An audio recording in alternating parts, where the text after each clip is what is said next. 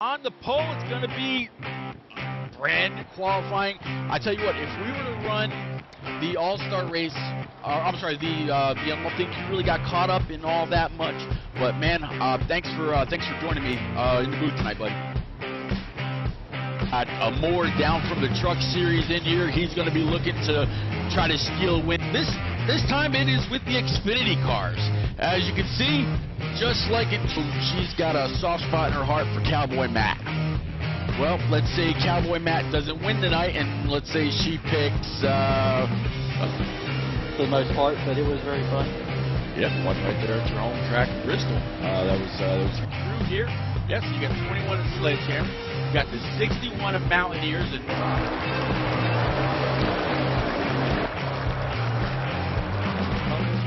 our Cole 315 Cowboy Matt in his 19 IROC throwback. Sledge for the lead, 15 pushed up a little bit there, probably running a lower preset, as you would imagine. That's the kind of the versatility you get in this preset. Used to be all over the streams, him and Master Killer.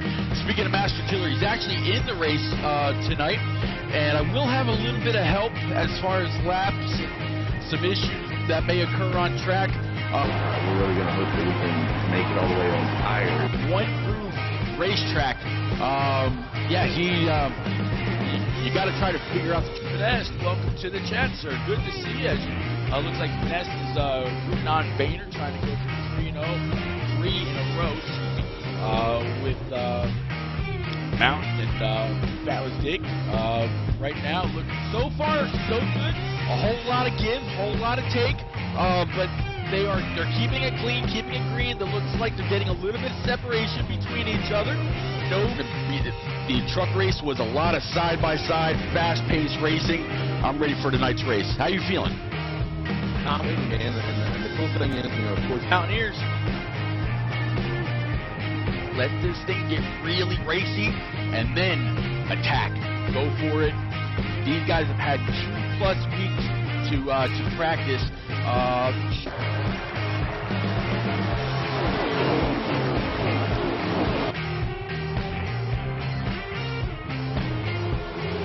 They're going to make contact a little bit, so are these guys. So looks like Bowen's kind of dropped back a little bit. Looks like some of the guys that might have taken tires earlier are really going to start moving their way to the push. And here comes Larson. Larson to the bottom of the track. Job. Trying to take the lead away. Good job. Fowler, the momentum.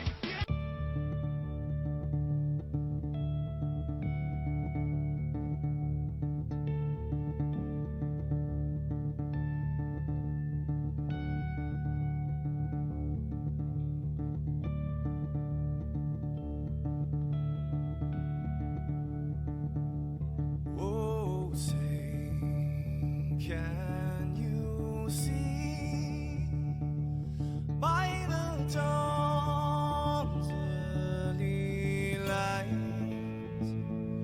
what so proudly we hailed at the twilight's last gleaming, whose broad stripes and bright stars through the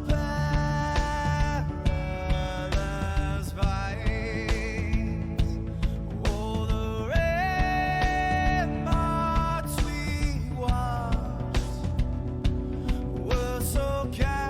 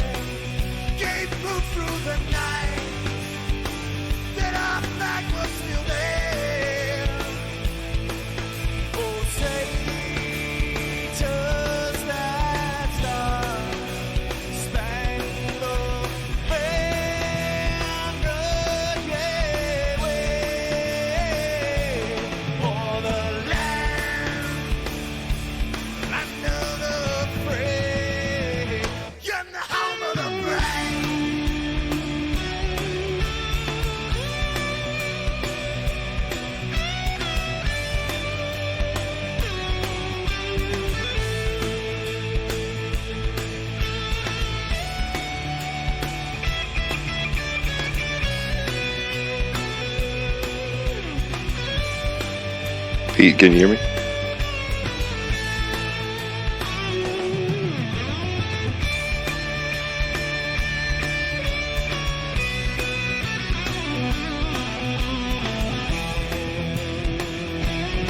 Okay.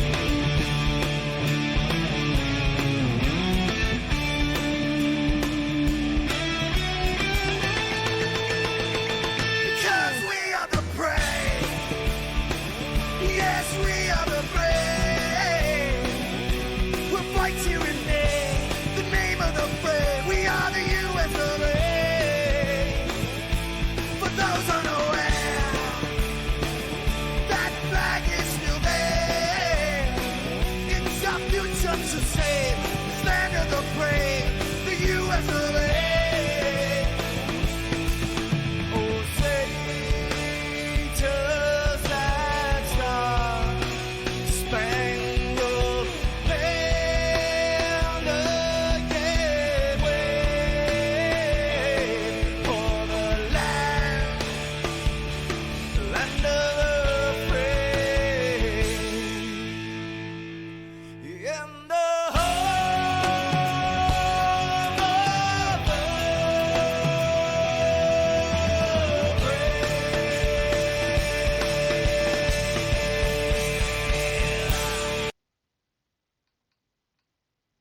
What's going on, guys? Hey, repeat here, and tonight it's going to be the NNR Xfinity, guys. We're right back here at Kansas Motor Speedway, the high, wide, and handsome track. Just coin an old Harry Gant phrase, anyhow. But one real quick thank you to the guys over at Madison Rising for allowing NNR to use their version of the national anthem at the start of every single one of our races. And yeah, it's race number 2 this week for the Xfinity. I'm sorry, I'm trying to get my thoughts. I got so much stuff going on here. But no, you saw a great battle with the trucks the other night. Tonight, it's going to be the Xfinity guys. As you see, the points on the bottom of the screen are all redone, reset. Boehner's got a slim 20-point margin over Bowling now, where it used to be 100 points back to second or something like that, whatever it used to be. It's not like that anymore. First to 16th is only a gap of 37 points. Man, I tell you, it's going to be a lot of fun. Great racing. It's going to be a great 3 months left, give or take. We got 12 weeks of chase racing, and then it all ends at the one and only Atlanta Motor Speedway. But tonight, guess what, guys? I get to be joined by the one and only general of the J-Paw Army out there. So you see all those cars, Master Killer and Bill's Legend and Q-Dog, and used to be Cole 315 and a couple others, Cheeseburger. He's in the field tonight. The guy that they all answer to, that's who I get to talk with tonight. J-Pod driver, the number 22 Shell Pennzoil Ford in the Cup Series. J-Pod, I think we got 22 guys on track tonight. A comfortable number, very that you're very comfortable with. How you doing, sir? Hey, Pete, we're doing good. Just ready to get this race started. There might be 22, but I'm focused on 16 drivers out there going. They have all one goal on their mind, and it is to make it to the Glen without any damage to their point standings as they run right now. Yeah, like you said, the Glen is next week.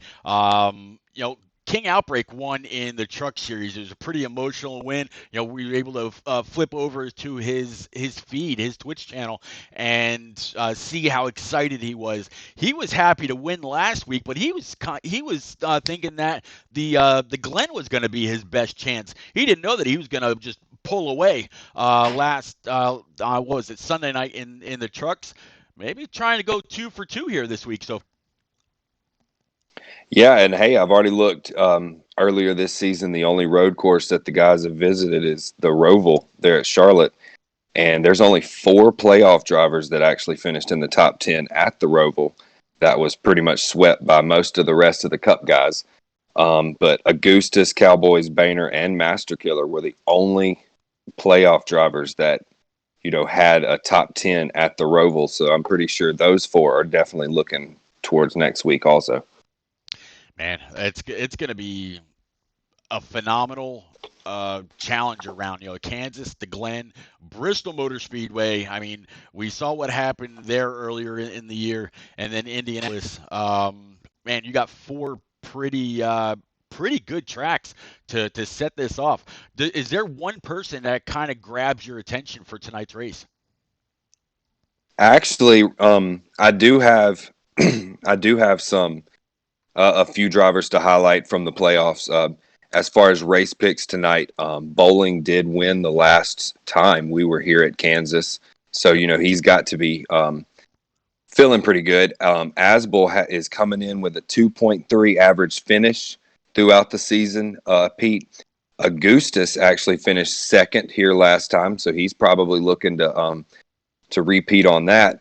And then Boehner, who comes in with an average of 6 finish for the season and actually has the most top fives out of all the playoff drivers. Also, long shots, Master Killer, and Swats both finished P4 and P6 last time.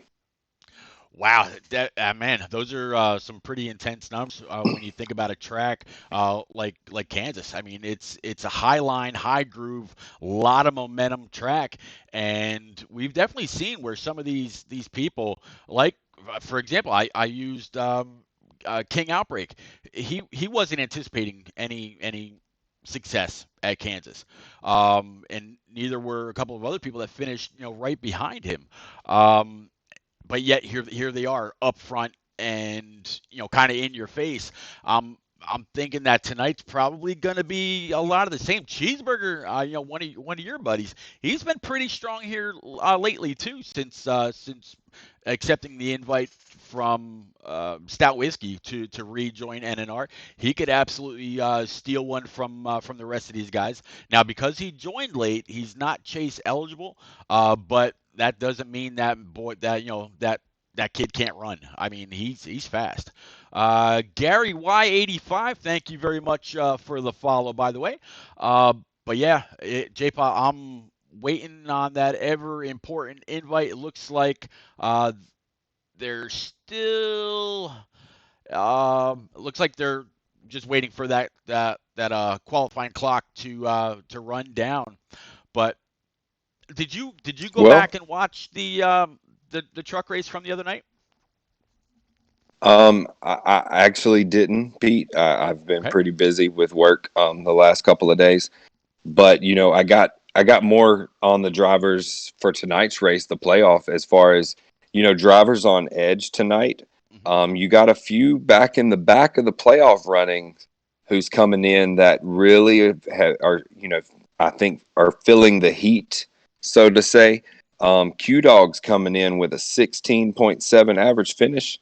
He's got no top fives or top tens this season, so he's looking to make his name felt early.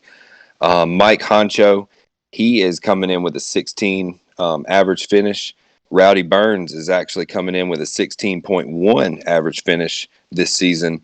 He actually he finished 23rd last time at Kansas, and that was the worst out of all the playoff drivers. So, I know he's looking to really come back from that disappointing finish there. Swats is coming in with a 16 or a 17.6 average finish, and then Mountain's coming in with a 17.7 average finish this season.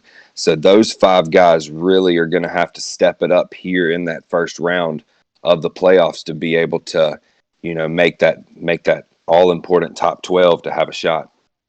Yeah, so it sounds like there's really some people that need to step it up just a little bit. There's a couple of guys that can kind of relax, maybe ride in a little bit on their bonus points or on their merit, or just knowing that they're fast every single week.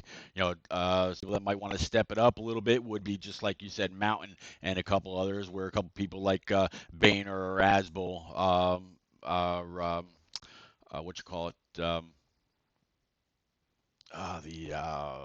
guy that's in second in points right now, but Bowling, Bowling. There we last go. the last he Yep, yeah. yep, yep. He's he's got he might have a little bit of a swagger this week to him. So yeah, we'll have to see how it all rolls. Looks like they are done qualifying. They're just running out the clock right now. So in just a second, they'll all fall back into the lobby, and what you call it, Smitty will give them that last second pit stop. Pit stop. Uh, talk about where they're pitting, what pit road speed is, what pace speed is, how many laps it is, making sure that everybody's got their red number and their red rims before it gets too late in the race. That's something that we didn't talk about. All the guys that are in the chase, they are actually supposed to run a red number on the door and red rims on the car. That has kind of thrown off some of the guys' paint scheme, but not really too bad. Some people were, iffy about it, but hey, when the boss says this is how we're gonna roll it, this is what you got to do. And 16 of NNR's best Xfinity drivers, they gotta make sure that they're in position and they don't have any issue to be able to go for that title. Absolutely, Pete. A few other while we're waiting for the race to start. Sure. Bowling. I mean, not sorry. I know Bowling actually won last time. He actually won a stage also, but Boehner finished 11th last time at Kansas and was actually didn't gain a single stage point, which is very, very, very weird when it comes to Boehner. He's always seems to be in the top 5, no matter what series, no matter what type of vehicle. He's always up there. But then, also we've got Asbel, who comes in third in the points. He did not make the Kansas race last time, so this will be his first time out there. He's one of 4 playoff drivers, along with Sully, King Outbreak, and Mike Honcho, that will not have a clue what's going on when it gets to being out there in traffic and drafting and passing on the outside and what all the fun things that you get to do in Kansas. Yeah, and this is very much. I mean, I saw probably the best and the cleanest example of a slide job made last week, and it was. I mean, I'm banking on a lot more of that tonight. These There wasn't a whole lot of it in the trucks, but if I remember right, the Xfinity race from earlier this year, man, it was all back and forth. The guys on the high side that really carried all that momentum, they had to realize, hey, this guy's going to slide up right in front of me. I don't want to, slam him in the rear end and possibly put myself in the wall off that contact. So they've got to check up. Just like in real NASCAR, they realize the slide job is coming. They've got to check up or possibly pull that big old crossover move. Most of the slide jobs that we've seen were coming off of 4, where you're carrying a whole lot of steam down across the apron, across the start-finish line and on. And that's actually where we saw, I believe it was Watt Racing, pull a great slide job on Sunday night. But J-Pod, they are back in the lobby, just waiting on that ever important invite. Are you showing online right now? I can be. Yeah, just so when I go to find you to send you the invite, I can easily pick you up. Or if you want to, just create a party and invite me, and I'll just send you an invite that way if you don't want to go online. I know you are the ever popular JPA. Probably got 30 people. Thank you, sir. Probably got 30 people waiting to talk to you somewhere. That might be a little bit of an exaggeration. Yeah, I might have that many on the friends list, but that don't mean I talk to them. All right, and could you just lock the party down just so we don't have anybody jump in? Appreciate it, sir. But guys out there in chat, we're getting ready to set this up, set it green. Again, between 20 and 25 cars will be on track, all trying to be the first one to lock themselves into the next round of the chase. Speaking of the chase, I got a little bit of a grid here for you while we're waiting.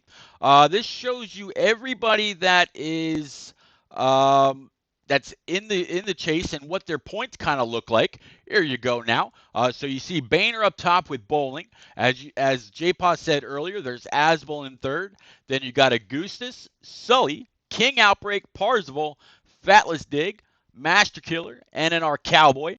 Then you got Bill's Legend, Rowdy Burns, The Mountain, Q-Dog, NNR Swats, and then Mike Honcho.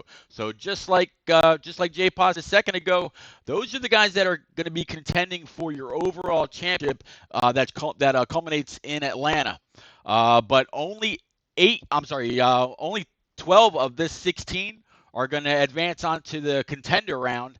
From the contender round, only 8 will transfer over to the eliminator round, and then 4 will vie for that one and only championship at Atlanta Motor Speedway as the year comes to a close. Thank you very much, by the way, NNR Coe, for this graphic that helps us illustrate everything that's going on.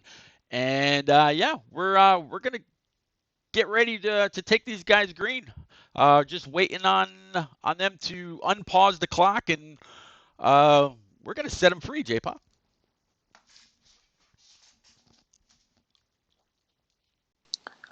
Oh yeah, it's going to be exciting. I look for a lot of people to be fighting for that outside. You're going to have cars that are stuck on the inside, and if you start in the top 5 and get stuck on that inside, at least by 5 or 6 laps, you'll be outside of the top 10. I mean, that's how easy they're going to line up and get that outside rolling. The slide jobs, I'm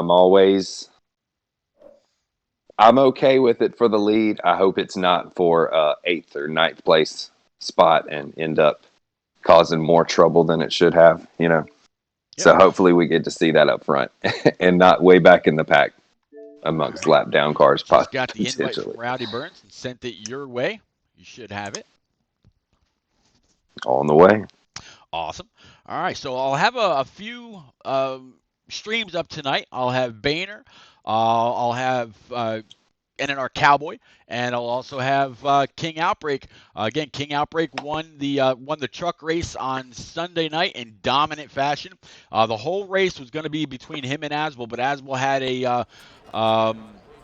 a black flag in, I believe it was his second pit stop during the third stage.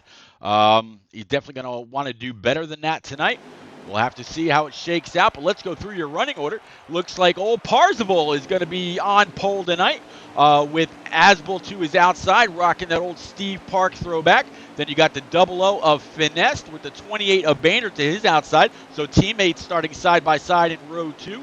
Then we got the 39 of Master Killer in P5, the 10 of King Outbreak, the 98 of Bowling, your spring race winner, with the 36 and Jay Quims to his outside.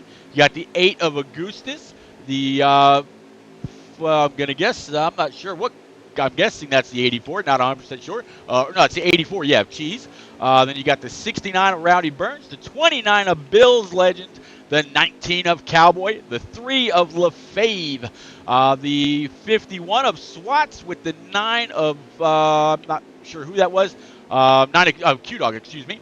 There's Sully with Mike Honcho to the inside, Q-Dog, Smitty, the 97 of Fatless Dig, the 61 rather, a Mountain with the 95 of Papa Bear.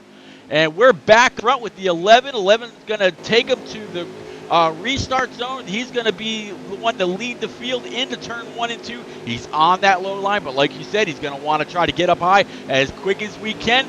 J-Pa, we're in the restart zone, and we are green under the lights. Looking good, Pete. I'm riding back here with Mountain in the back, and the field is spread out 2 by 2 after the leader. Everybody fighting for that all-important outside right here coming out of 2. Yep, but right now it looks like first through fourth being the 10 car in fourth place. Everybody has already jumped up to the high side if they could. There's going to be a train of cars coming around the outside of that 10. He's not going to have any play whatsoever. The last car to get by him is going to be the 39 before he could possibly move on up. 39 checked up. That disallowed the 10 from getting up to that high line.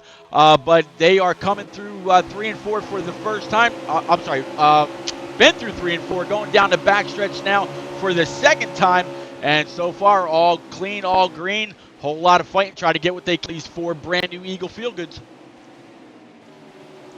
Yeah, I'm looking at Asbel. He is hugging that outside wall through 3 and 4 the last couple of laps. Pete, you need to check it out. He's up there as close as you can get it. Oh yeah, I've got him, and I got the 28 of Banner right behind him. But so far, it's all been the 11 out front. Could just be that Asbel and Banner are biding their time, letting their setup come to them. It could be starting a little bit higher, so maybe a little freer. Actually, it looks like the 28 of Banner might lose a spot here to the 10. The 28 got a little bit lower than he might have wanted to, and that allowed the 10 to scoot on by. Yeah, I'm back here with Cheeseburger and Augustus. Augustus finished second here last time we were at Kansas. He is just taken over the 9th position. Very cool. I'll tell you what, your buddy, old Master Killer, right now, he's looking pretty good. He's right on the back bumper of the 28, definitely in the top 5, and looking pretty strong so far. Now, I know that you got a few guys that you race with in other areas like NAOR and whatnot. Did you give any of these guys any advice before the race kicked off tonight? Yes, I told them to make sure they stay in the draft of somebody else, Pete, because that's how you get around here fast. Yeah, there is definitely a big draft in play here at Kansas. Now, one thing about the draft, though, it will make you check up earlier than you may have wanted to, especially earlier than you may have practiced if you ran those laps by yourself. But it could also do a little number on any additional wear that you may not have been able to prepare for as the race goes on, because you are getting faster times into those corners than again you may have got during a solo practice session. Oh yeah, anybody that practiced with at least 5 or more people knows exactly what you're talking about. It definitely helps. Is anybody out there that in chat, can y'all please let me know if the stream's pausing or if it's buffering at all?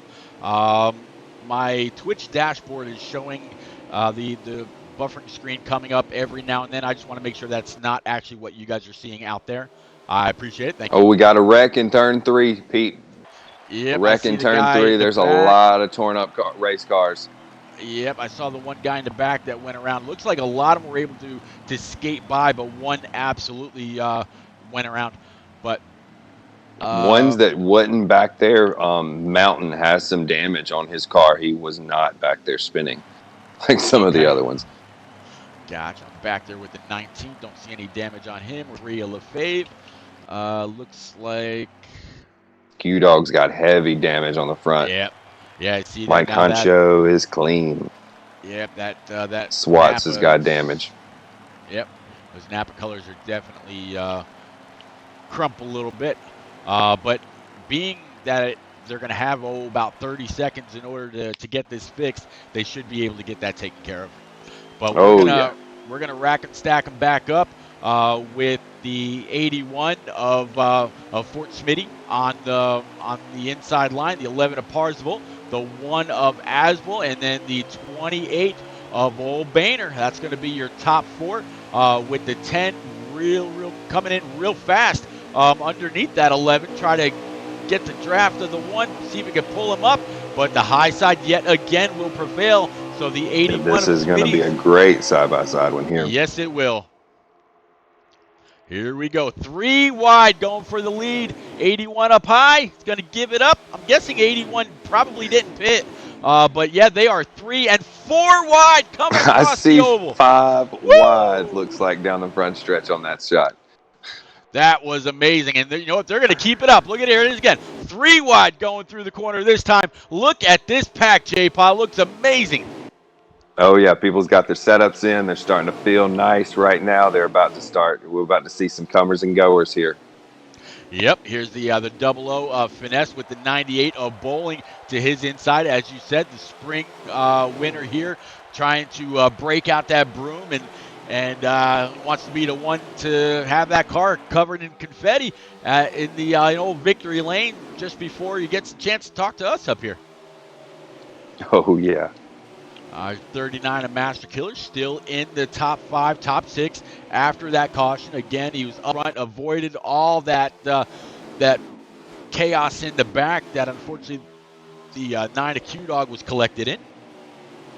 10 of King Outbreak now. It's like our first side-by-side battle back here is for about 14th feet. Yeah. Other than that, they know where the fast lane is. You know, you got to be up high. You got to be fast. You got to keep it rolling.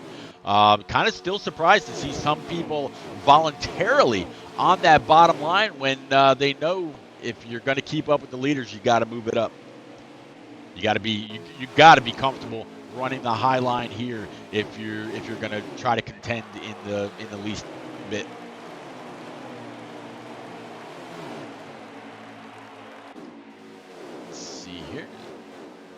So here's Bill's legend. Found him running real high. I mean, he's in the Kyle Larson Dale Jr. line trying to get back that 84. Slid up into the wall just a little bit. Looks like he's got an old Kevin Harvick throwback going on, or something very, very similar to Kevin Harvick's rookie car. I could be wrong.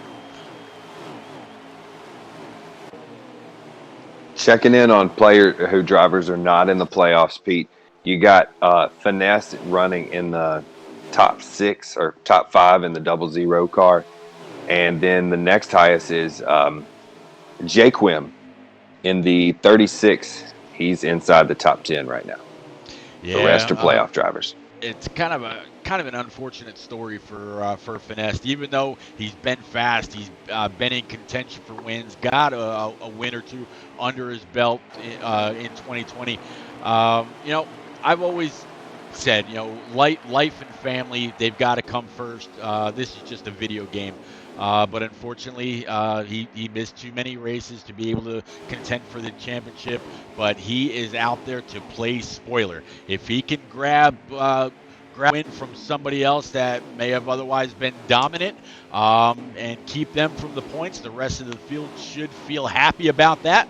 But I know Finesse is racing with a little bit on his mind. I feel for the guy, I really do. I feel he should have been included in the chase, but there's other people that make those rules. Well, chase or not, he's moving up to 3rd. He just passed Boehner. I don't know if Boehner's decided to save gas, if that caution came out just perfectly to make it with this stage. Not really sure, but I know Boehner can save an unreal amount of gas and still be fast at these tracks. Yep, I've seen Boehner save a ton of fuel. At Darlington was one example where he was on that shifter. I mean, throwing it in, only turning about 1,500 PM in the first half of the corner, and he saved an easy 4 to 6 laps, if I'm not mistaken. So, yeah, Boehner is definitely a threat. Powder out there in chat saying Finesse will get it done tonight. Powderman, I hope you're right. I absolutely hope he has you're right. Nothing to lose. Yep. Here he is riding high, wide, and handsome right behind the 98. Right now in P4. He's got the 11 of Parzival right in his rear view. I know those guys are pretty good buddies. So, yeah. So far, Finesse is looking pretty good. Powder, while you're there, can you please tell me if my stream is buffering at all, or if it's pretty solid on your screen? Thank you. Pete, I think we got 24 and a half laps to go. On Boehner's screen, the leaders are coming through 3 and 4, coming to 24 to go. We should see possibly some early pitters here, trying to gain, some of that track position back. Especially if they have no draft or something, might as well put fresh ones on it and try to gain some time. You're 100% right, and I'll tell you what, the guys that are up front right now, I'm riding along with old King Outbreak right now as he comes across the line. There's 24 laps to go. Right now, it's the team of King Outbreak and the one of Asbel. All race long on Sunday night in the trucks, it was the same exact two. They were equal to each other, and if it wasn't for Asbel getting a late penalty for speeding down pit road, it could have very well been a great finish like what we saw at Darlington in the truck series between Asbel and Watt. So, man, I'm excited for these two. I really am. I know King Outbreak would love to go 2 for 2, winning in the trucks, try to get it done tonight. He's in a good position to do that. But these top 5 are now glued to each other, coming 3 and 4. They've got to be starting to think about pit road here pretty soon, J-Pa. Yeah, I got to tell you, I was riding with a goose sit there for the last few laps, Pete. While you were talking, he got actually Quims got loose coming out of 2 a few laps ago and almost took out Augustus, and Master Killer right there in that group running right behind the leaders.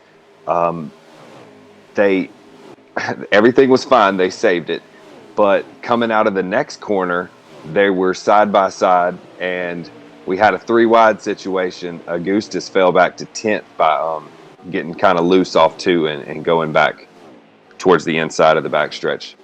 But all is fair. He's still running in 10th, running right behind Cheeseburger has moved into 9th back here.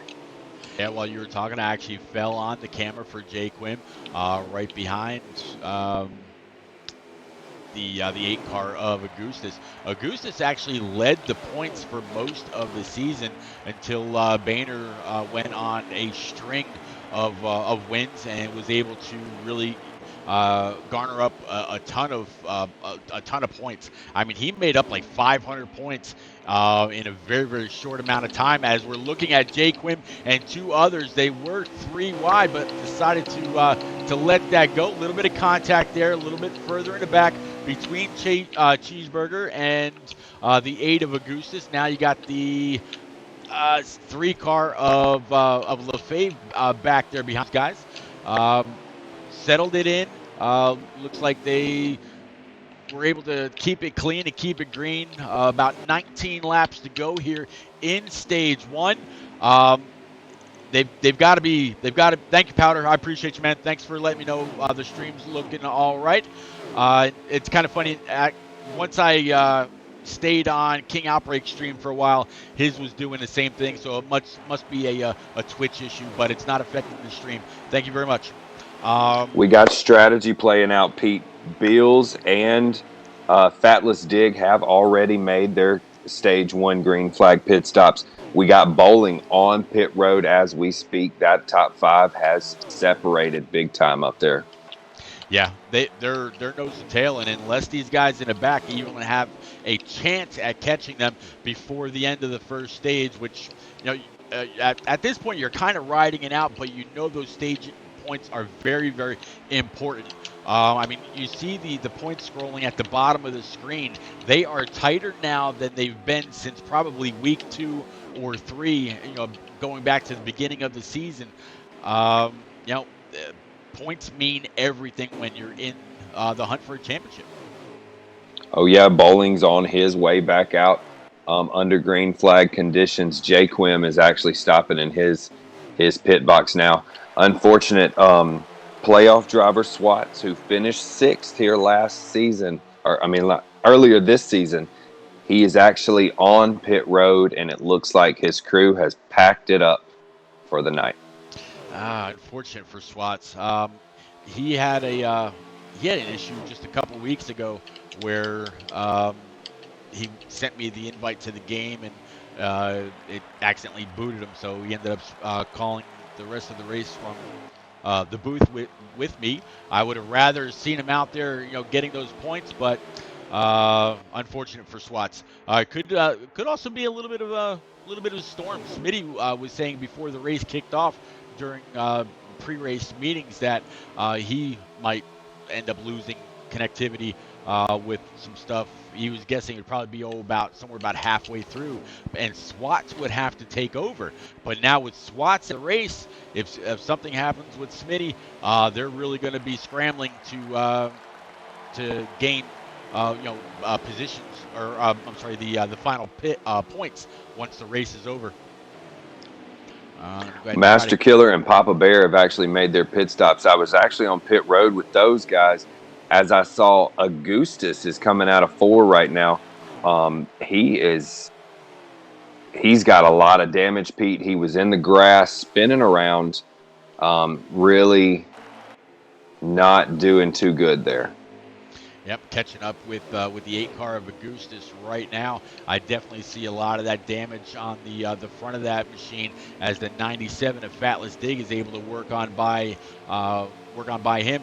Now, J-Paw, with this being a high line track, all that damage to that 8 car, you know it's going to be tighter getting through the corner, where you rely on the car's turnability so much to make the kind of lap times that you need in order to be competitive. How much do you think that's actually going to affect the 8 car with the hood crumpled in like that? Well, he definitely needs to come down here. We got the 9, the 66. The Cowboy is on pit road right now. Sully's on pit road. We got a lot of people coming down. He needs to be coming down. Parzival, Boehner on pit road right now. Yeah, I just watched the 84 Cheeseburger make a really, really nice entry into the pits. I mean, he was all gas, and he was able to apply that brake and woe it up. Looked like he might have been able to woe it up in time in order to not get any kind of a speeding penalty. As I see Cowboy coming off pit road. Here goes Lefebvre pulling down pit road for his pit stop. Here's the 5 car is Sully. He's coming out of the pits, merging back up on the track here. The 66 of Mike Honcho. There goes the 8 down pit road right now. Yeah, the 8's going to have a lot of damage to fix, and he wasted a lot of time out there on the racetrack when he should have been fixing that damage already. He could be, on the verge of going a lap down here before the end of this stage.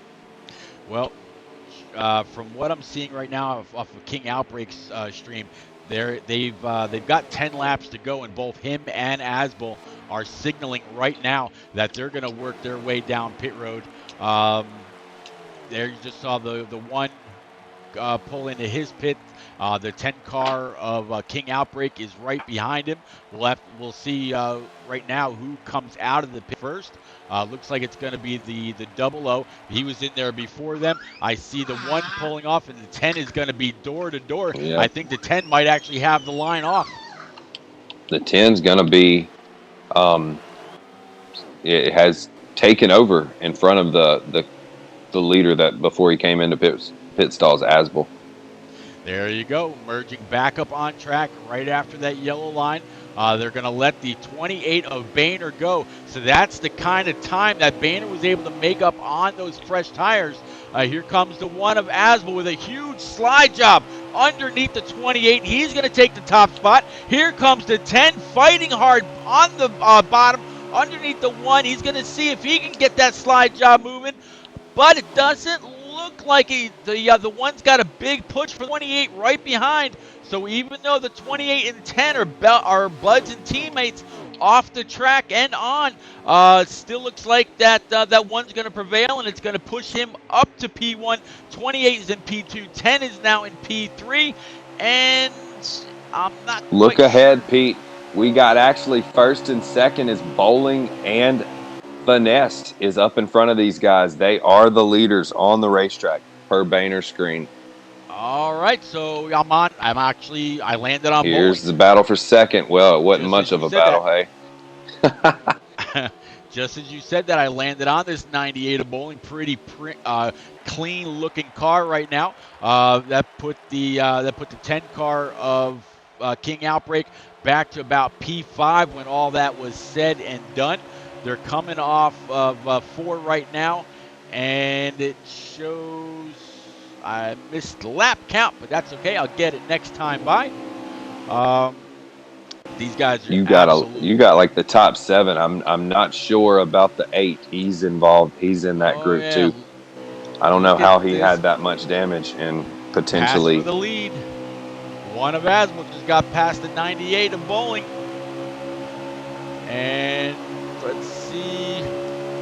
He is all over as we're on the hood view of the 98 of Bowling. He's going to try to push that one in to where maybe beyond his comfort zone, getting into the corner might make him check up a little bit. No such luck. Push the 98 back to P3 with the 10 now in. I'm sorry, 98 now in P3. We're at 4.5 laps left, Pete. There you go. I tell you, those top 2, they were top 2 in trucks. Here they are again, all over each other. 5 laps remaining here in stage 1. A lot of guys probably looking forward to that stage break. I'm going to guess that Bowling only took 2 tires during his break, trying to see if that would work. And you know what? It's probably a good time to try anything out here in stage 1 to see if you're able to get away with it a little bit later on. Absolutely anything to get these all-important stage points, Pete, because these are the points that will propel you to the the next round, the top 12. Yep, absolutely. 4 laps remaining here. It's going to be the 1 and the 10. 10 kind of made a little bit of contact with the wall, slowed him up, broke his momentum just a little bit. Not really being hunted by the guy in P3 just yet. I believe P3 is still the 28 of Boehner. Although the guy that's behind the 10, he's doing quite a bit of blocking, so it may not be Boehner. No, Yeah, it's actually going to be the Parzival is 11 actually in Parzival. third. Yeah. Yeah, Parzival is in third at the moment. And now you have the 8 car under Boehner passing him. The 98 is coming back, trying to get to the inside. Yep, 98 to the inside of the 28. All this happening for about P5, P6. Pretty good so far. I gotta say, J-Paul, I'm happy with the way the race has gone so far. Absolutely. You got Master Killer back here in P8, just a little bit back.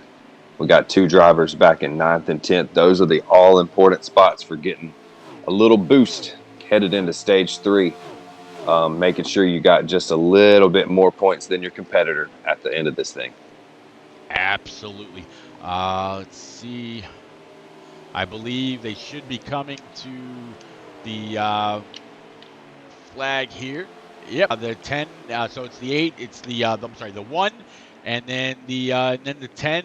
I believe then the 11 and the 28 and the 98 is going to be your top 5. As soon as King Outbreak gets back to his menu, I'll grab your top 10. But for now, guys, you if you want to know how to follow NNR, go ahead and check this out while J-Paw and I grab something real cold to drink. We'll be right back after this.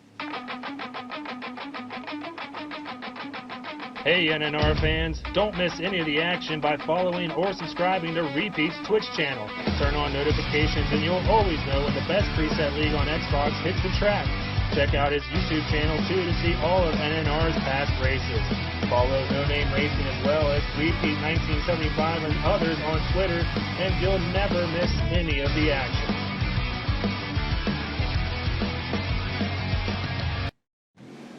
As always, thank you very much to the one and only Mountain for all of our commercial content. But yeah, it was Asmal, Outbreak, Parzival, Boehner, Bowling, Finesse, and Master Killer was your top 7. And look at this rush to the start-finish line, J-Pod. They're going to be 3 wide. Yeah, Asmal did not get going there. I don't know what happened, if he started in first gear or who knows, maybe even third gear. But he did not get going, went from first back to 4th at the moment. Battling and for he third. Stacked up the entire field behind him. So, yeah, like you said, he could have started off in 2nd or 3rd gear. I don't know if he has a shifter or not. But, man, that was kind of a rough start for the one. He's definitely going to have some work to do if he wants to try to reclaim that top spot. Yeah, man. And towards the back of the top 10 for that first stage, you had Master Killer, LaFave, and Cheeseburger, and your 8th, 9th, and 10th spot. And interesting about that stage one is 5 playoff drivers out of all of them didn't score a point last time we were at Kansas. 3 of the guys did, in fact, during stage one. Boehner, Parzival, and Master Killer all scored stage points when they didn't gain a single one last time they were here. There you go. This is when it really, really matters. A little bit of contact there between the 18. I believe that was the 00 just a second ago, but it looks like Finesse was able to hold on to it. He's going to hold serve right behind the 36.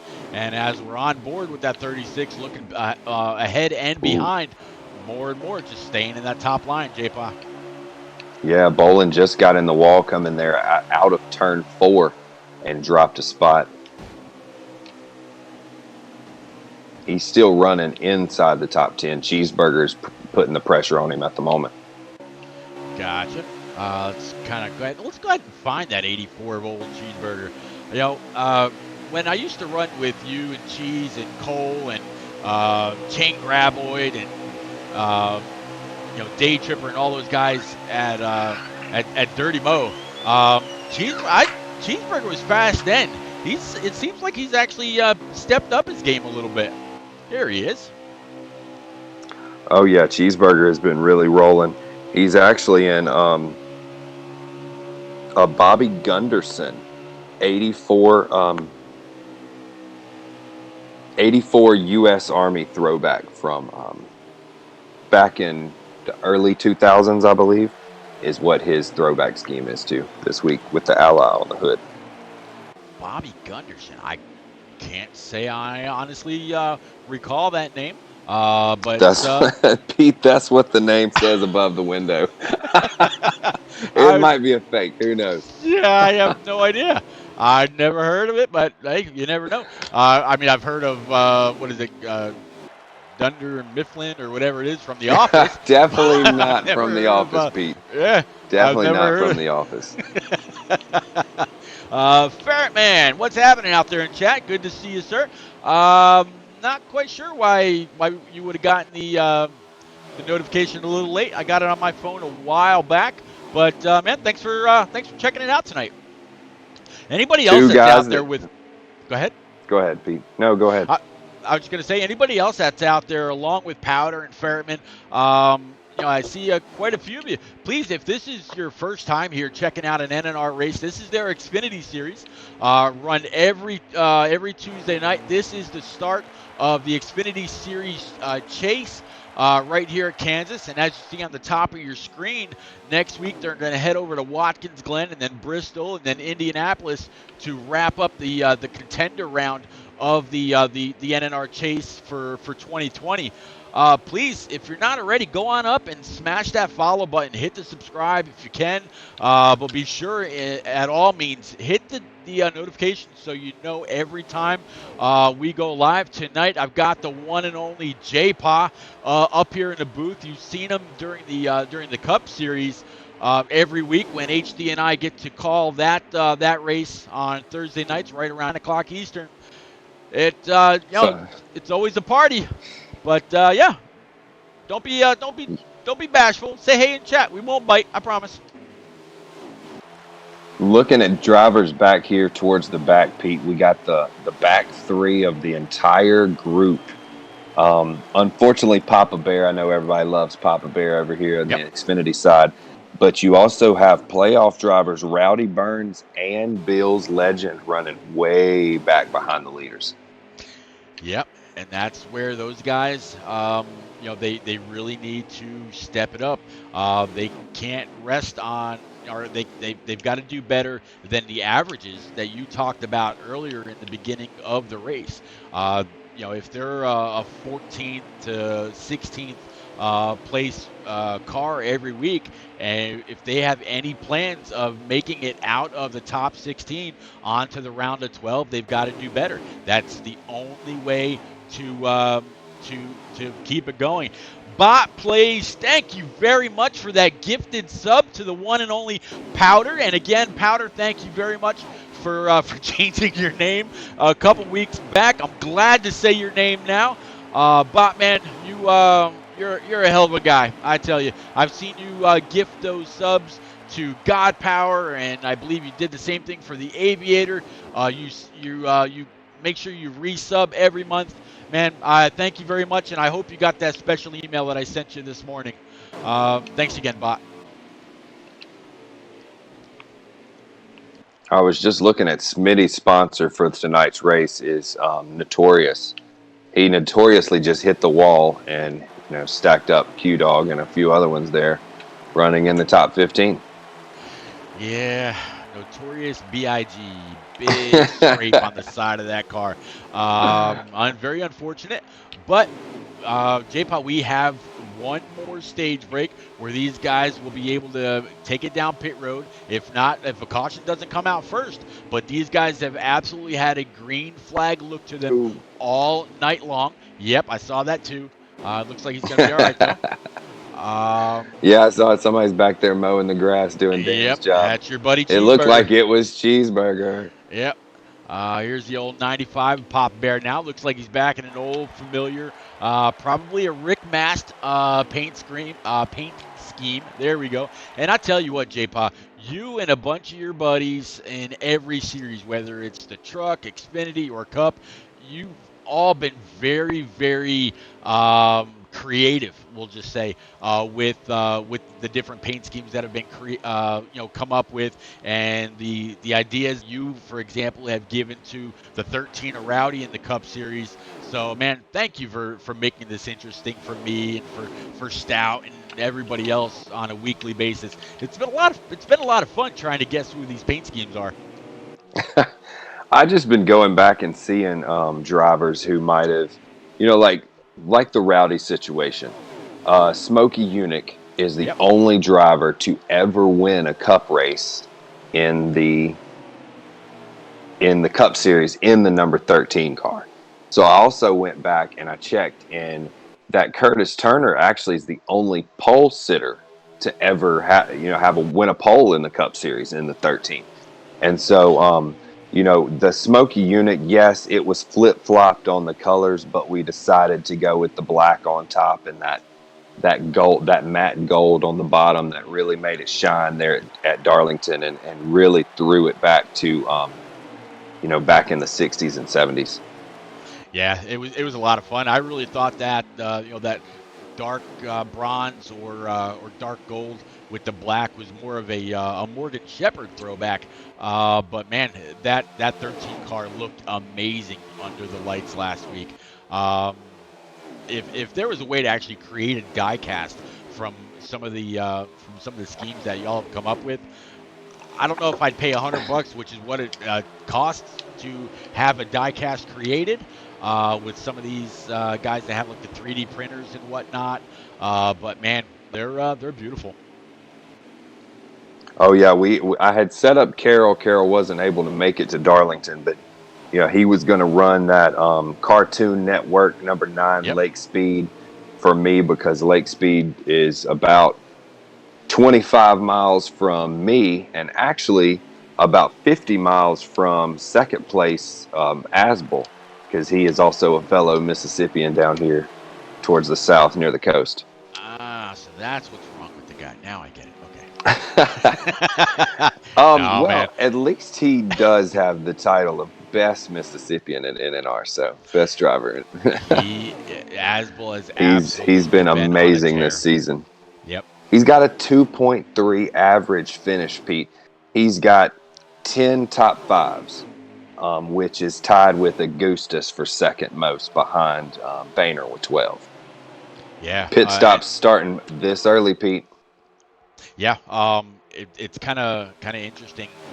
You mentioned Augustus, and I think I mentioned it earlier. Augustus actually led the point standings for a majority of the season. It wasn't until Boehner, like I said earlier, went on a serious stretch of like 5 or 6 wins, and Yeah, he made up a ton of points in a hurry. You mentioned earlier that Boehner wasn't part of we'll just call it the spring race here at Kansas, but right now, excuse me, he's up front with the 11 of Parzival right behind him, another chaser. Then you got the 10 of King Outbreak sitting in P3. Kind of working my way through the field here just a little bit. Behind the 10, you've got the 1 of Asbel, and then you've got the 98 of Bowling, and I think is that the 39 of Master Killer sitting back there. Master Killer is having a pretty good night. It looks like he's up there, and Cheeseburger and Q Dog are in the top 15. Bills needs to definitely pick up his pace to be able. But earlier, Asbel has not did not race in the first Kansas. Boehner actually finished 11th. Not to correct you or anything, no, but I'm glad that Boehner's actually 11 spots better than he was the first race. And somebody just hit Cowboys. We could have a caution. Yep, and we got cars on track in turn 4.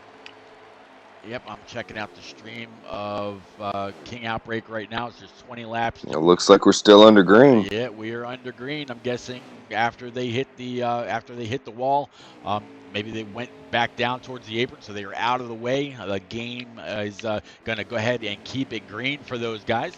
A little bit of a battle here between the 8 of Augustus and the 3 of LaFave.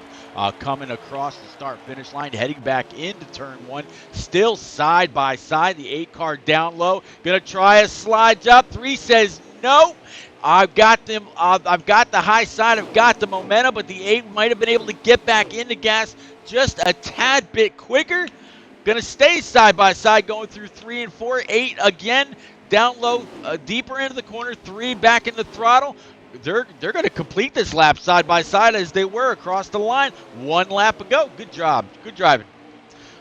Keep going through. See the 84 Cheeseburger now on pit road. So with 19 laps to go, J-Pod, it sounds like they're splitting this stage somewhat down the middle.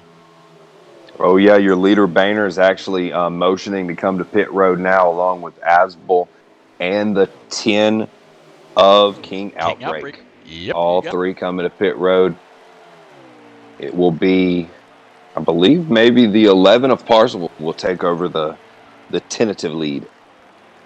It's definitely possible. Watching the 81 of Fort Smitty and the 5 of Sully work their way down pit road as the 5 parks it right behind the 51 for his service. Unfortunately, again, the 51 of Swats not going to be able to finish the race. That will be a blow in his chase hopeful or chase standings, but coming back out on track, going to try to catch back up with our leaders, as you said. King Outbreak, the 10 and the 1, all on pit road, getting their service. They should be coming back out here any second. Here comes Parzival was your lead, and he just came down pit road. Yep. On him now. I think Bowling might be another gainer out of this because it looks like he's coming out in front of Boehner, and Master Killer has passed Asbel and the 10 of King Outbreak. So I didn't catch. Did Master Killer pit like a lap or 2 before those guys? Yes, Master Killer did pit. He would be classified as, after these first sets of corners, I think he'll be classified as 3rd once he can get by this car exiting pit road here. Tell you what, that's a Parzival. Coey would be happy to kind of check out this car. It's an old Rico paint scheme. Rico is actually who our fearless leader works for. So anytime you're checking out, anytime you're checking out the 24 car of Coey on Thursday nights, usually you'll see this company name on his quarter panel. But yeah, here's old Master Killer rocking that 39, doing pretty well right now. Good to see him up there. Yeah, at the moment, your top 5 is F&L Bowling, Boehner, Master Killer, King Outbreak, and Parzival with 15 laps to go, Pete, in stage 2. Very nice. Yep, I'm on on the hood view. King Outbreak right now as he's trying to track down that 39 of Master Killer. And Master Killer's trying to track down the 28 of excuse me, of Vayner. And tell you what, these two pushing the way that they are, they could catch up with the 28 before this stage is all said and done. And like I said, about under 15 to go. There's still plenty of time to go. Oh, absolutely. You got Aswell making the pass for 6th place. He is he's back here. Cheeseburgers on side by side with NNR Mountain, further back behind the leaders. LaFave is right behind them, and then a big gap back to 11th. So your top 10 is all right here on one straightaway. Nice. Talk about being competitive, keeping it up high, knowing your competition, knowing how to set up a car, especially this late in the 2020 season. By now, you should know what it takes to get your car set up, not only for a short run, but especially for the long run, which is what NNR is known for. J-Pa, I've said it. HD has said it. Stout Whiskey has said it. These guys, you guys, are clearly the best in presets on the Xbox, hands down. I wouldn't want to be anywhere else or call any other community other than NNR. Man, I'm glad to be here, and I'm glad that you're here. Yeah, I appreciate it. There's a lot of leagues out there, Pete, that claim to have the best drivers, and I'm not going to say that any of them are wrong. I think that all the whole community should work together. There shouldn't be anything about best drivers out there. It's drivers who want to show up, want to have fun with their friends, and compete on a racetrack, because we all love NASCAR. I mean, we all miss it right now during the times that we're going through, and it really it's a time to come together and not really bicker out there about league versus league. I love running in the Cup Series. Sometimes I don't bring the best speed or best car to the racetrack, but there's a few tracks out there that I will push the limits and run in the top 5 and top 10 a lot of the time. I don't know, J-Pa. I've seen you with some really big flashes of speed. I can recall a couple races with you and Dohar, either you behind him or him behind you. Well, Pete, that's because I'm a teammate with Rose and Ingalls, and they're consistently have top 5 speed. So it kind of translates a little bit over here. Yep. We do have Mountain. Mountain is running in 10th, Pete. He's being caught by the 2 cars behind them. He's lost the draft of the of Cheeseburger, and he has a potential of giving up that top spot. And I know he is in the playoffs, and even getting that one single stage point will go a long way once we get to Bristol. Oh yeah, and Indy. Absolutely. Yep. And not only all that, you got our second road course of the season coming next week at Watkins Glen. So for all those ringers, yeah, you're happy. Like I mentioned earlier, King Outbreak was ecstatic about having the Glen come up in the first round of the 2020 chase, and he plans on being very, very fast there. He wasn't planning on winning last week or on Sunday night in the trucks. He thought the Glen was going to be better for him, but no, he got it done. He locked himself into the next round for the trucks, and I'm sure he's going to try to do the same thing as he's actually running in P3 right now. Absolutely. Boehner is actually taking over the lead and is a half a second in front of Bowling, and they are just over 3 seconds in front of third place. Got another engine failure, Pete. They're loading up the car into the trailer, turning in the tires and then the unused gas. We got Finessed has fallen out of the race. Unfortunate. Again, I said it earlier. I hate that Finesse actually missed the chase this season, but I know he's going to be back with a vengeance. As the season goes on, and especially as as we start to think about next year already. So we'll have to see. But Spurl out there. Hey, Spurl, good to see you. Saying Bowling's the leader. Bowling, Boehner, and Master Killer. 12 laps to go, 10 to go, 8 to go, 5 to go. He's counting them down for us. But yeah, Spurl, it's been a good race so far. We've only had one caution other than the first stage, and man, they're coming across the line here, and first through third are nose to tail. And J-Pa, you got to be pretty proud of Master Killer right now. I am very proud of him, Pete. He's running P5. Some great stage points will go a long way here with the other tracks going up. But I was just looking at my race picks. Here we're about halfway into the race. We still got a long stage 3 to go. But the one driver in the top 5 that was not a part of my race picks today is Parzival. He actually finished 5th here last time. He was one of the ones that didn't gain a single stage point earlier in the season, but he is obviously here about to gain 2 stages worth of stage points this race. That'll go a long way. So shout out to him for being a part of this top. The other 4 of the top 5 are a part of those race picks. Oh, there you go. You are. You've been around this long enough to know, but I'm actually on the hood view right now of Master Killer, looking ahead at the 28 and whatnot. See Bowling way out there, and next time they come on by, we as Spurl said, we were at 5 to go, probably a couple laps ago. Grab us a lap count here. It looks like we've got 2 to go as they come across the line, but it looks like his speed might be slightly behind. It's probably going to be 1 to go.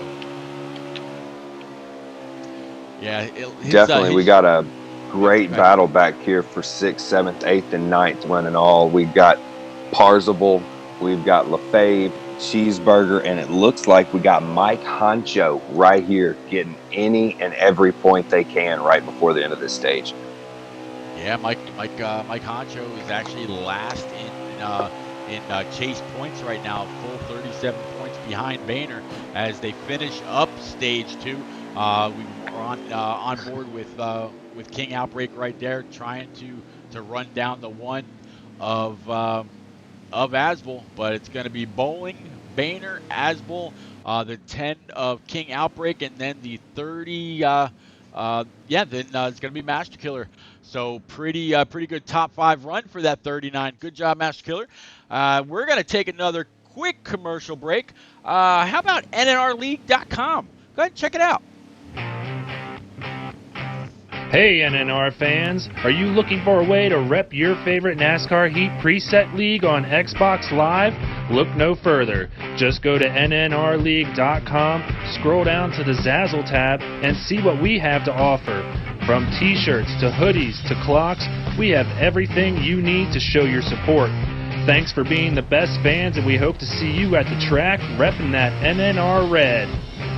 All right, yeah, as always, not missing a thing. It was Asbel in P3, King Outbreak, Master Killer P5, Parzival, and Lefebvre back under green. And I'm trying to get back up there. There we go, Boehner. He's going to take these guys into 1 and 2. The 1 of Asbel's going to try to look underneath. Here comes the 98 up high. Old Bowling won the spring race here. First through, 22nd. We're all nose to tail. Oh, yeah. And, Pete, you were saying Mike Honcho was last place in the points as Cheeseburger puts Lefebvre in the wall coming out of turn 4, and we've got, he kept it up there. He saved the rest of the field. Lefebvre is falling back hard. But there's 9 guys coming into tonight's race with a big old goose egg. Mike Honcho was one of those drivers, so those 9 guys were the ones that needed to come in here and get everything they can.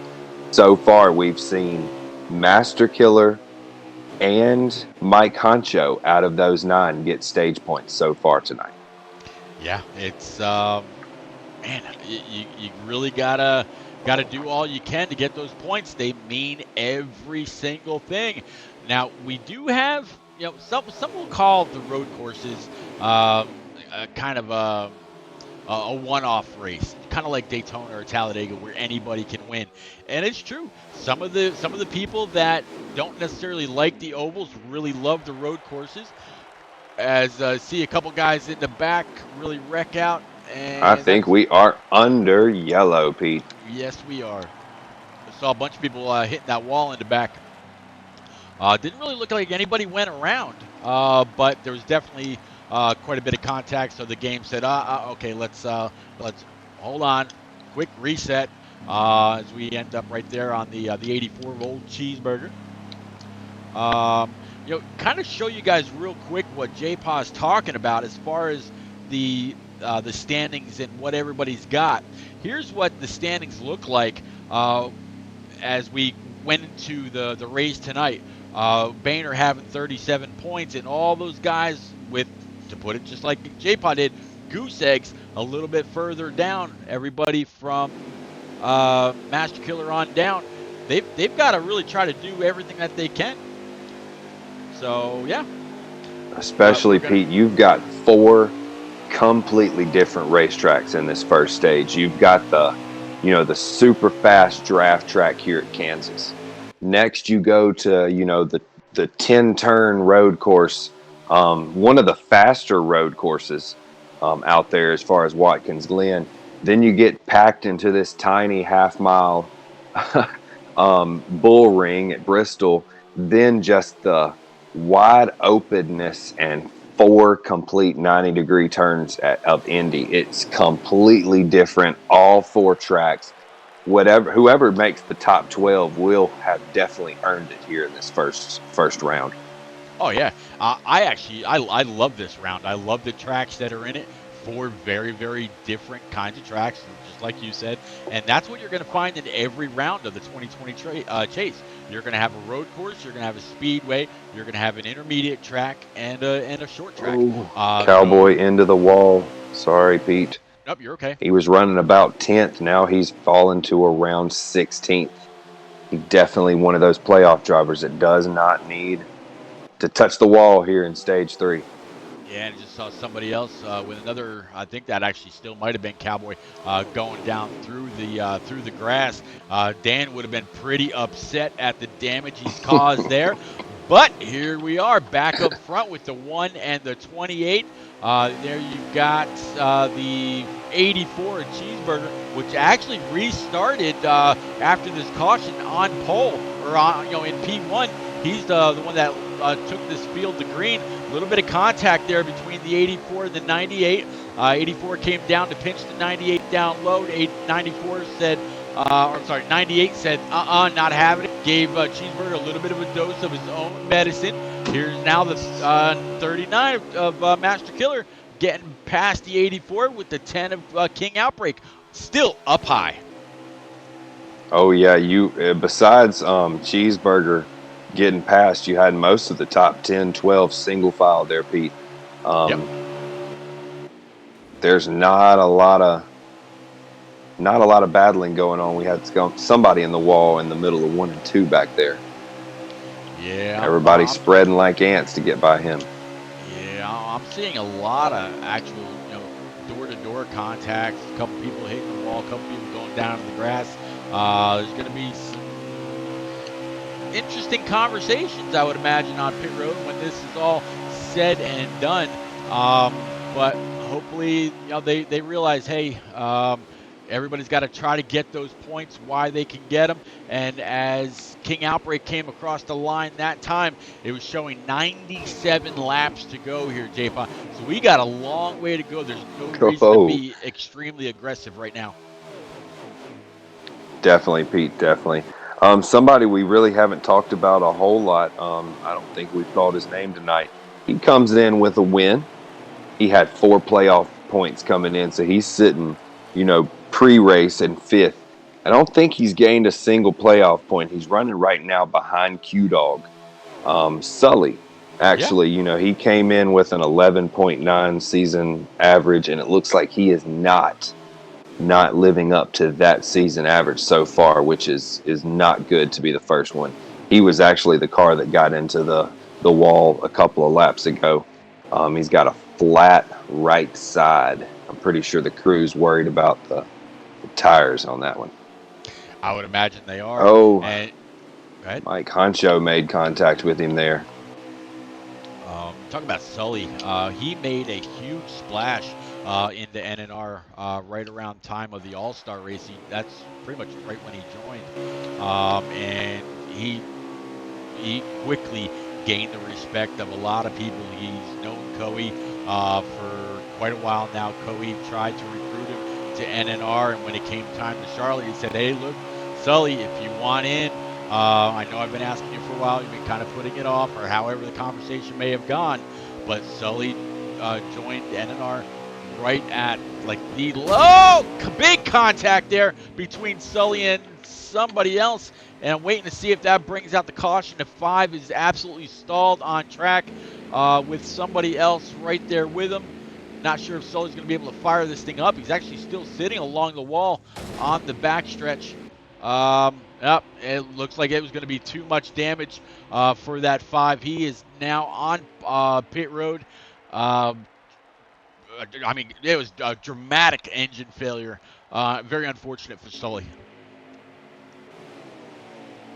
Very unfortunate. Whoa, some contact between King Outbreak and Cheeseburger. They're coming out of 2, stacked up the pack behind 6th, 7th, 8th, 9th, 10th, 11th, 12th right here coming through the tri-oval. Yeah, I'm riding along right now with the 61 a mountain down low, and he's got 2 guys to the outside.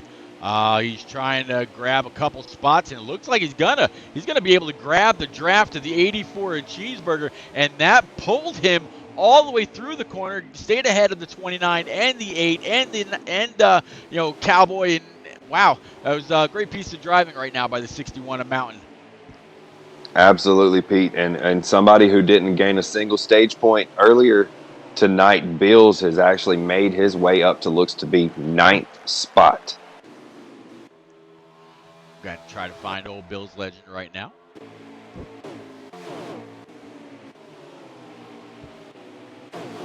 There he is. Rocking, again, those 29 Exalta colors.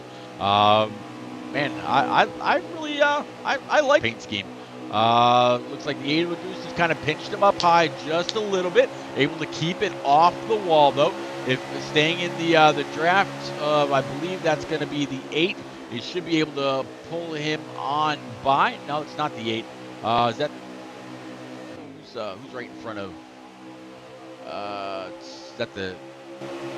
I don't know. No, Goose is just down low. Yeah. Not sure who that is running that Brandt car. But it's not the 51, I don't believe.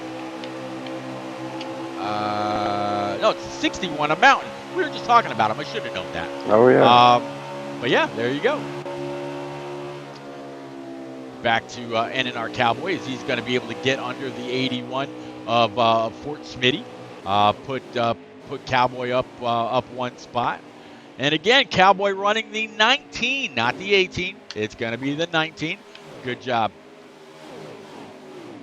Yeah, looks to be he's sitting right outside the top 10. He's definitely a playoff driver that he finished 8th here last time. He's just a few spots off where he needs to be to match that. Yeah, it's still doing pretty well. Just caught up with the 9 car of Q-Dog. And it looks like he got all that damage from that earlier wreck fixed up. That Napa machine is looking great right now. He's behind this pack just a bit. Looks like he's kind of running. Yeah, he's running all by himself. I don't know if that's by design, seeing how this pack in front of him was running. Figured, hey, if they wreck, I don't want to get involved in that, so I'm gonna lay back just a little bit. You see 2 or 3 cars side by side, and then another little pack of 3 that's getting really, really racy. So Q will be biding his time, waiting for that pit stop. Maybe go in a lap or 2 sooner, come out with those 4 brand new Eagle Feel Goods, 2 cans of Sunoco fuel, and see what he can do with it. Absolutely. You were talking about Q-Dog, Pete. I noticed He just needs to. You remember in high school and grade school they had the perfect attendance award. Yeah. Yep. Well, I was looking through. Q Dog is the only driver in the series that has 22 starts on the season. So race number 23 rolls around. He is our perfect attendance award winner so far this season for the Xfinity. That's pretty cool. And sad news to announce as far as playoff drivers. We do have our second playoff driver out of the race. We were just talking about him, Sully. Just walked by the Gatorade crew. Said they were done. They're packing up, heading back to Charlotte. Yeah, he got involved in a pretty bad wreck. He hit. It wasn't Cowboy. It was somebody else in that other dark green car. I'm actually going to go ahead and try to find him right now. Let's see. I'm pretty sure it was Rowdy Burns, because Rowdy's got all kinds of damage in the 81 that he's side by side with right now. Of Smitty, he's got no damage. So Rowdy Burns was going around, spinning around a little bit. He collected the 5 of Sully, and that 5 couldn't get going again, so he had to have it towed back. Very unfortunate for Sully. Oh yeah. No, we were talking about the guys that were on the race picks. We need to talk about the opposite side of the drivers who were on edge coming in. There was 5 drivers listed, but it looks like Mike Honcho, he's running just outside the top 10. He's scored stage points tonight as he was coming in with the 16th place average finish. And then also Mountain, he's running right barely inside the top 10, right back there with Cheese. He is coming in with a 17.7 average finish and running inside the top 10. Probably feels pretty good right now for him. Yeah, he's running right in front of the 29 and the 84, like you said, Old Cheese. Right behind the 8 car of Augustus, just basically staying in his draft. Looks like the car might be a little loose in the center of the corner, but fast off the line. Just staying ahead as you start to see some guys dipping down on that bottom line, indicating that they're going to be making their green flag pit stop. And yeah, it looks like our first round of green flag pit stops is underway here, J-Pa. Yep, looks like Bowling might be the first one of the leaders to lead us down, because that just slipped Master Killer up to the 3rd spot behind the 1 and the 28. All right, so let's see. The next time King Outbreak comes by the start-finish line, I'll grab us a lap count. And I believe they said they were able to go about 26 to 28 laps on a tank of fuel.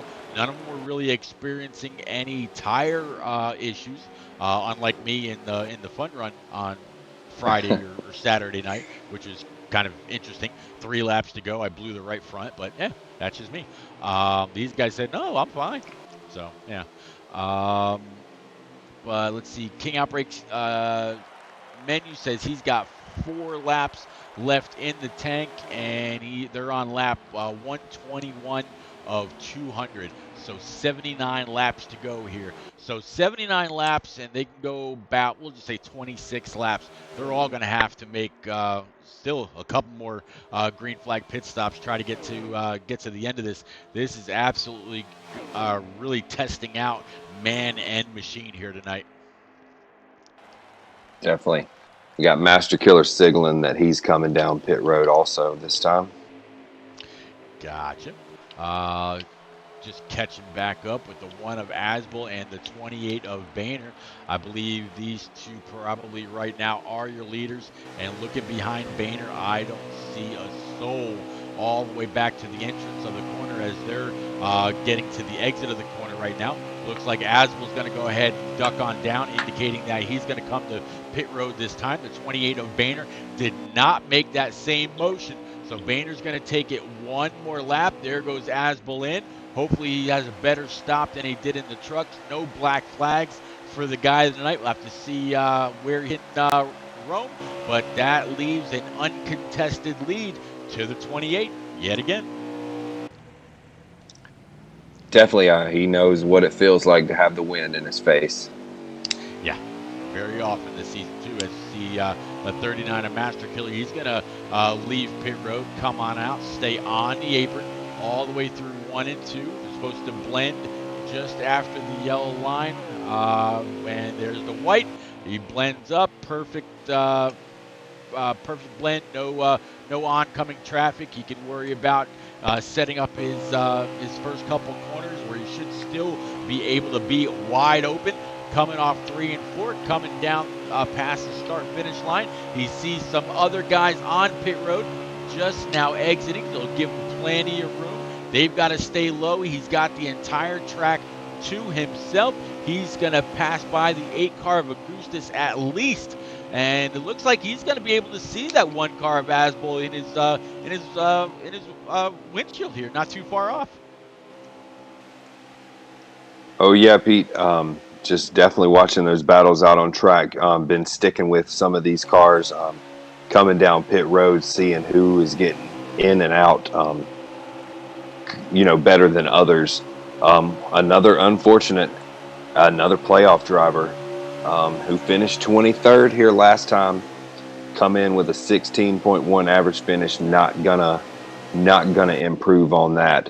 Our third playoff driver out of tonight, Rowdy Burns in the Safe Light number 69 Chevy Camaro. Unfortunate for Rowdy Burns. He definitely needed some points as they continue to scroll across the bottom of your screen. Definitely one that's a bit further back in the points. I want to say he was behind Bill's Legend, but it was right after Bill's Legend, as you see them there on the screen, behind Bill's and in front of Mountain. So, all those guys that you mentioned earlier that have that goose egg, they need as many points as they can. So with Sully out, with Rowdy Burns out, with Swats out, all those guys that these other ones have to pass or beat in points, they're going to be able to do that just simply by DNF. So I did see Rowdy Burns get, he's the one that collected the 5 of Sully earlier. I'm guessing the damage that he had was too great. Maybe the game couldn't get it back to where he wanted it to be. Maybe he's a road course ringer, hoping or really waiting for the Glen to roll around next week. We'll have to see how Rowdy Burns is able to come back from this, but very unfortunate for the guy in the 69. Absolutely, Pete. We got Boehner stuck in some traffic here. Those drivers who were pitting earlier, he got stuck behind some of them. Asbol looks like he's driven.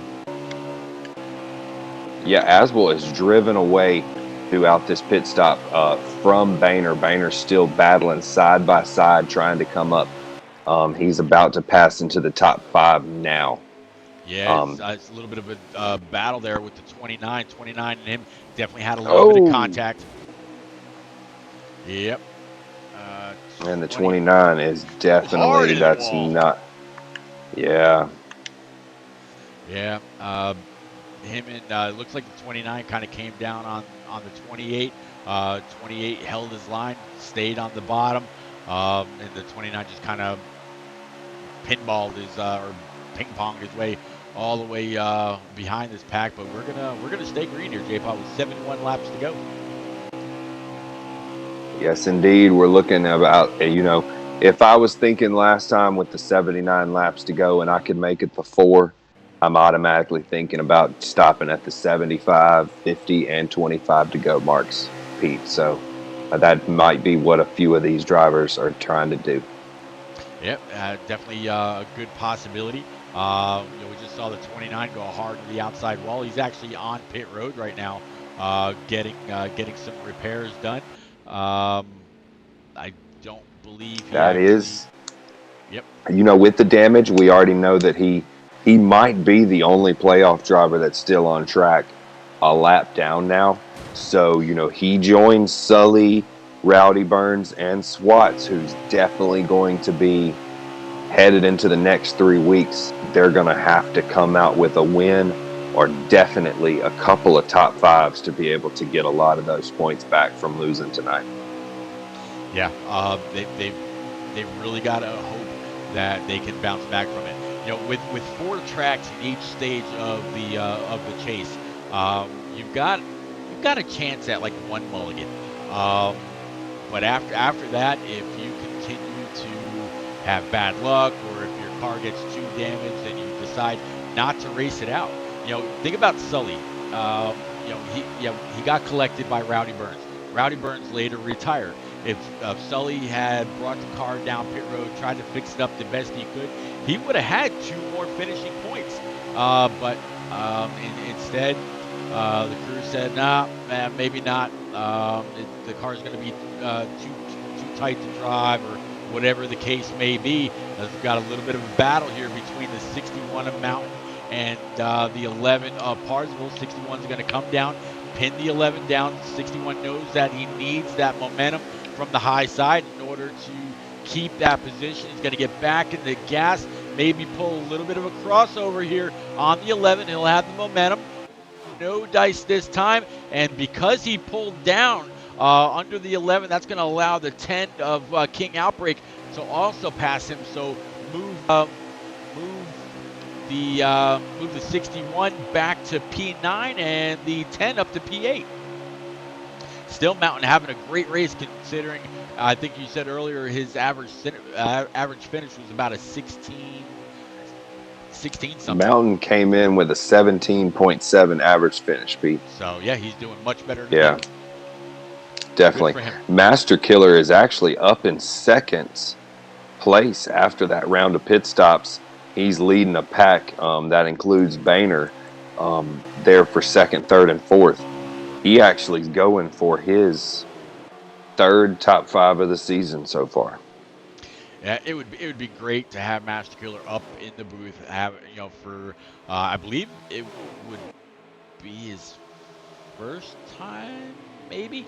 I still remember this guy when he'd check in on the streams and keep the conversation and chat going and all that. And he wanted to know how he could get involved, and we talked to him about it. Well, we shouldn't have just talked about him, Pete. He just got loose off of turn 4, battling there in the top 5, and then fell back into the clutches of Parsonsville and King Outbreak. And so he's fallen just outside the top 5 now. Yep. Just saw all those guys go by. Stout Whiskey out there saying J-Paw's voice is sexy as so yeah, what's up, Stout? Good to see you out there. Spurl's asking Stout for some good old NNR karaoke. And Rock NASCAR is saying, Stout, back it down. There's Coe here saying, what up, me and you? And then Spurl asking if Bowling lagged out. No, Bowling is still in here. We'll actually go ahead and find him. There he is. There's that 98 Rocket right now. Sitting right behind the 8 car of Augustus. Augustus, I think, right now is, I believe he's in the top 10. He was in front of the 61 of Mountain just a little bit ago. So, yeah, I'm pretty sure he's still in the top 10. Alpha York saying Boehner sputtered coming to the pit lane under those stops. He lost 7 seconds. Well, there we go. That J-Pon, now we know why Boehner was so far back in traffic with the 29 and that little group that was back there. But yeah, thank y'all for coming out. See Jay Quims on pit road. Not sure if that's another retiree or what, but we've had a few cars retire. Had the 69 of Rowdy Burns, had 51 of Swats, had what was the other one? There was there's like 1 or 2 more. There's 69, but so far it's actually been pretty good. Two on-track cautions for Rex. One was pretty substantial. The other one was basically just a few cars hitting the wall. Really no big deal. But next time they come on by the line, I'll go ahead and grab us a lap count. J-Pod, what else are you seeing? As actually we got 60 laps to go. I see a lot of spread out action. There's a few races there for second and third. Also, you have Boehner trying to run down that next group. So there's a little group there for fourth, fifth, and sixth. But other than that, Pete, there's not a lot of draft going on right now at Kansas when we know that that's the main thing for this track. And you were reporting Jay Quim on pit road. Yes, the Gatorade Ford Mustang is they're rolling it back behind the wall. Gotcha. And actually, we're looking at the 81 of Fort Smitty right now as well. Now, Coey, since you're out there in chat, you may want to reach out to Smitty or to SWATs. Both of your admins are out of the race. Somebody's going to need to grab those pictures.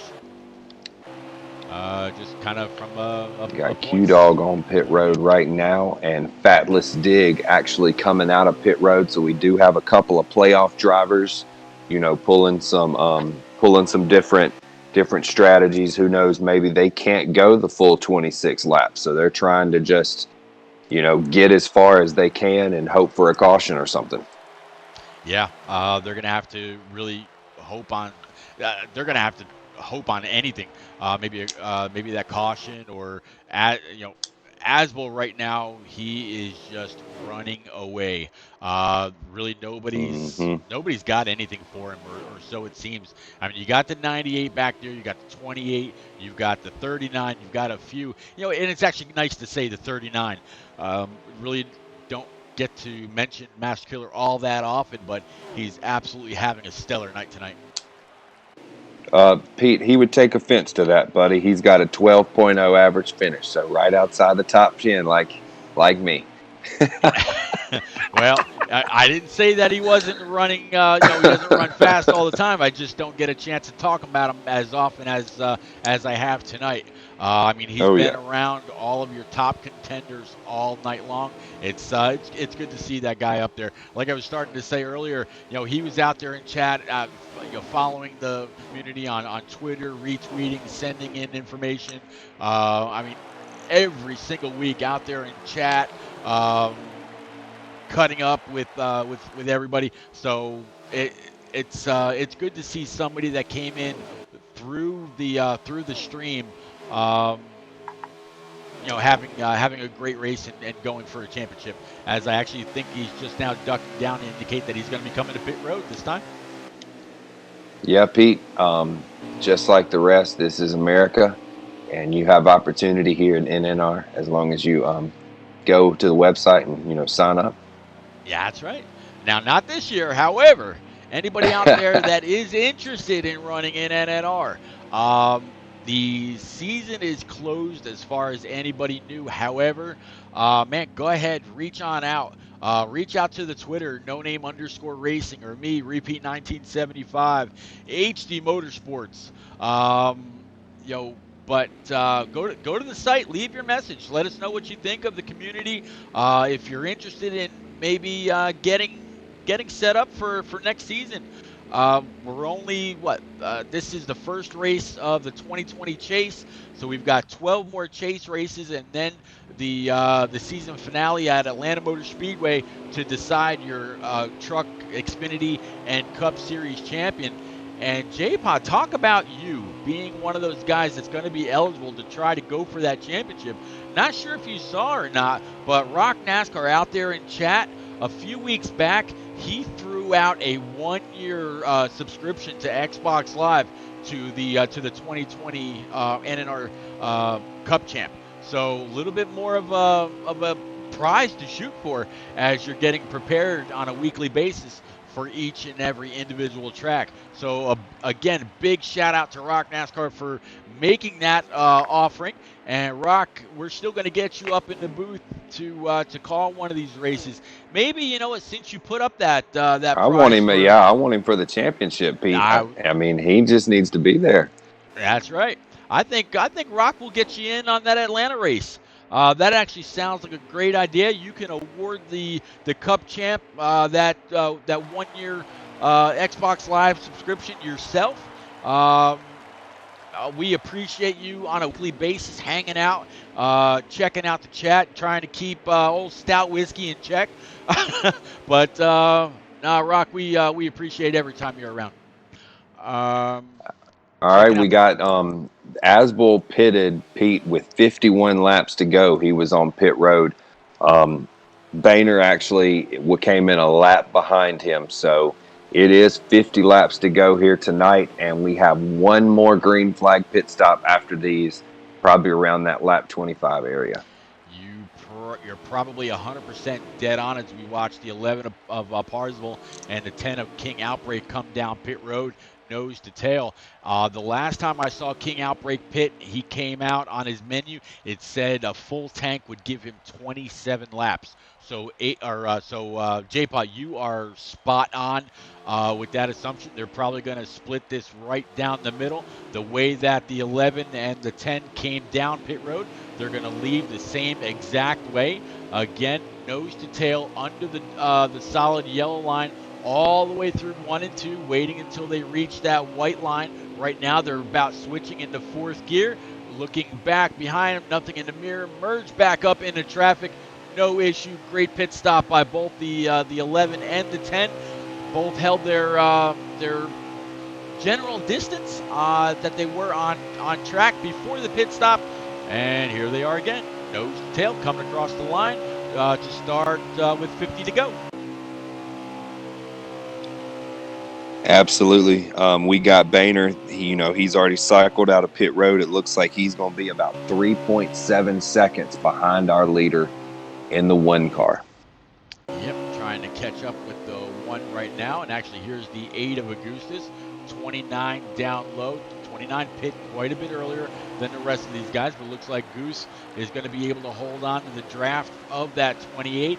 And they're going to be able to kind of separate themselves here just a little bit. Next time King Outbreak cycles his menu, I'll go ahead and see if he's got kind of a top 5 up. It doesn't look like he does. Let me actually go ahead and switch over to Boehner's stream here pretty quick. Boehner's looking at the leader. He's actually lost 0.4 of a second since I told you the 3.7. He's got 47 laps to go.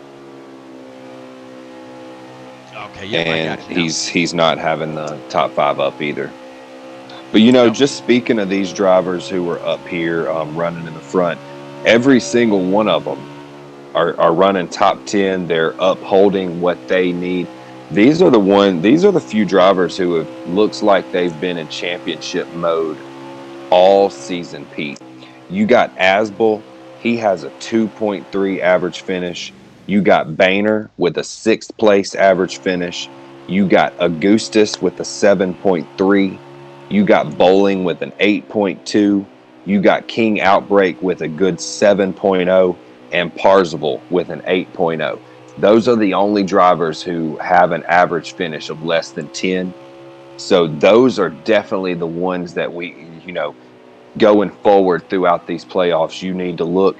I mean, if one of these drivers have a single bad race, it could, derail them. But those are the drivers that I'm looking at when staring at Atlanta on down the road here in a couple of months. Yeah. It's the averages that they have that's a great thing. They know that they generally contend for top 10s every week. Boehner, Asbel, Bowling, Finesse, and a couple others. They're a little bit better than the average bear. They could probably rest a little bit more knowing that they're fast every week. Some of these other guys, they've got to step it up. They've got to, in order to get past the 28 and the 1 and some of these others, they've got to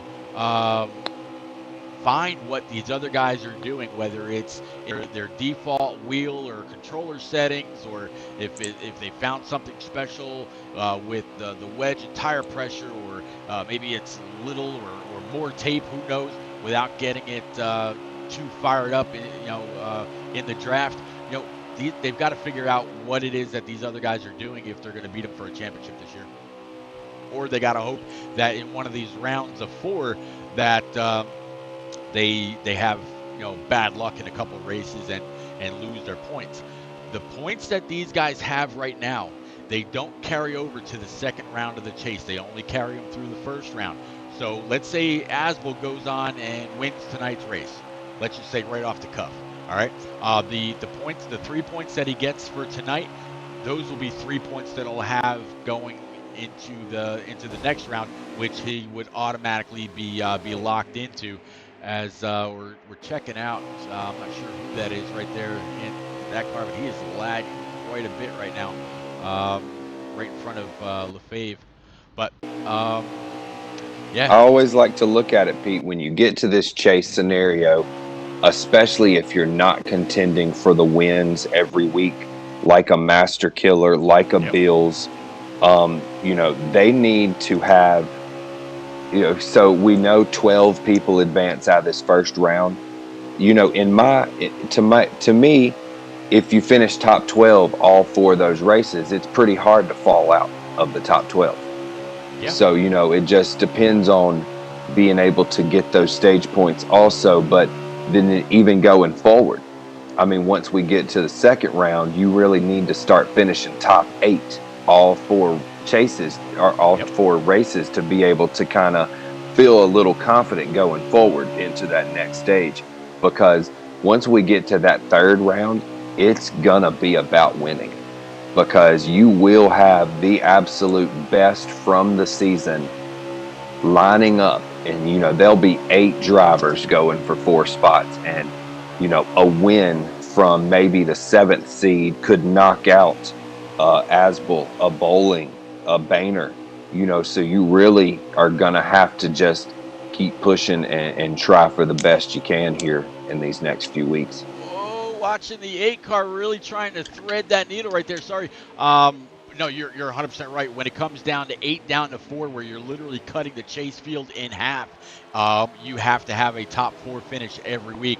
But I was on the deck lid of the 10 of King Outbreak right there, and he was giving the 39 of Master Killer quite a few shots getting into the corner. He was definitely running that corner a little bit tighter. As a 10 to 39 make a little bit of contact. There's the 8 now, and that's going to put Master Killer back just a few spots. Didn't look like they were really playing well with others for a second there, but I think the 39 was really holding up the 10. He was giving him shots into the bumper, getting into the corner, saying, "Hey man, I gotta go. You're holding me up." But man, nobody has to move over, because those are points that they're giving away. Especially now, you're not going to do that.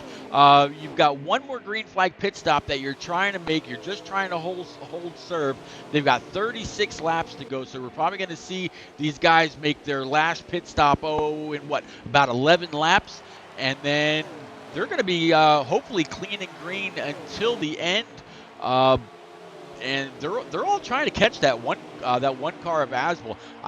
I don't know if they're going to do it. Asbel is just on rails as he's been, like you said, a little over a 2 point or a little better than a P2 average. It looks like them being lined up like that is really helping them. The last time we had spoke about time differential, it was 3.7. And then Boehner was in a little traffic, so it went up to 4.1. But since that time, I mean, we've got 34 laps to go, and it is down to 2.4 seconds. And it's only going to help Boehner with those 4-5 cars lined up right behind him, because second through, it looks like 7th or 6th, they're all pretty much nose to tail right there. And you got the leader, just the 2.5 seconds ahead. Gotcha. A little bit of a duel here between the one and only Cheeseburger and the 61 of Mountain. Mountain's been able to hold his line up high. He passed the 84 on the low side a couple laps back, and Cheese tried a crossover coming off the next corner, but wasn't able to complete it. Looks like Mountain's going to be able to hold on to that position. But that 84 Ally machine looks pretty good. Looks like he's a little loose off the corner, but overall, it looks like Cheese has some pretty good speed in that car. Yeah, it looks like Cheese. The last few weeks he's been running into the top 10 until he's, taking himself out by mistakes, kind of just like what Bill's made. I mean, he's running in the top. Well, I think he was a lap down but right there with the leaders in case, a caution come out, he could have gotten the lucky dog, but he just smacked the wall right in front of Master Killer. But Cheese is definitely, he's been solidly inside the top 10 about 90% of the laps so far. Yeah. Just watching the 19 of NNR Cowboy come down pit road, rocking those safe light, interstate batteries throwback to either Bobby Labonte or Kyle Busch or whatever you want to say. And he came down with 33 to go, and you can only get about 26, 27 laps to the tank. He's either gonna have to bank on a caution, which as far as spread out as these guys are, I don't see that happening, or he's gonna have to do a splash and go with about 4 or 5 laps to go. But I don't know how many other people are on this strategy. We'll have to wait and see. But Cowboys definitely he pit pretty early. Oh yeah, the lead's down to 1.9 seconds, Pete. Yep, I just 1.9, and they are coming. You've got Boehner, King Outbreak, and Augustus all within. I mean, they're nose to tail, all within 0.3 of a second. Just using that draft to their advantage, trying any way possible to catch that lead or to make it a 4-man show for the last run here. Yep, I'm right on the King Outbreak stream. And actually, guys, let's go ahead and show you what King Outbreak is looking at. We did this the other day. Unfortunately, I haven't figured out the way to get the game audio included in his stream. But yeah, let's go ahead.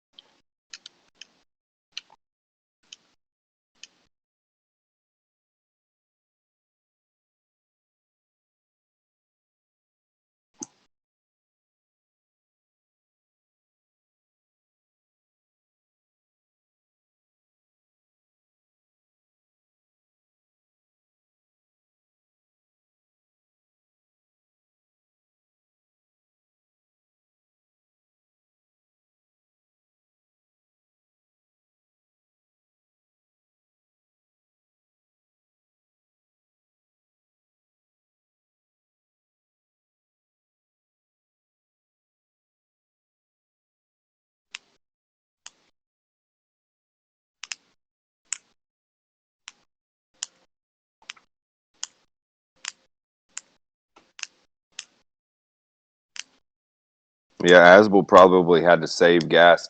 Master Killer's already come and made his pit stop with, he's coming out with technically 27 to go on the leaders screen, so he's definitely going to be right there on edge of making it the rest of the way.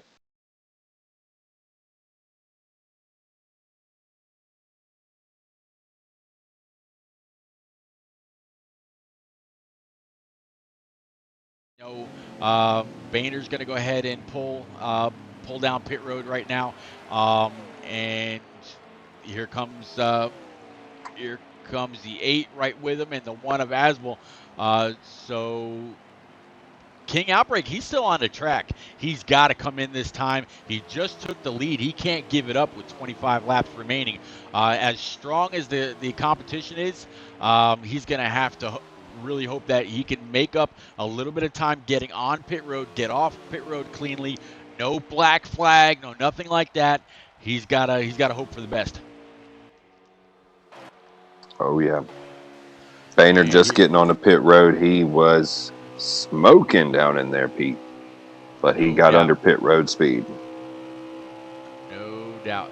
I'm kind of, there we go. I was wondering when Outbreak was going to indicate that he was going to come down pit road.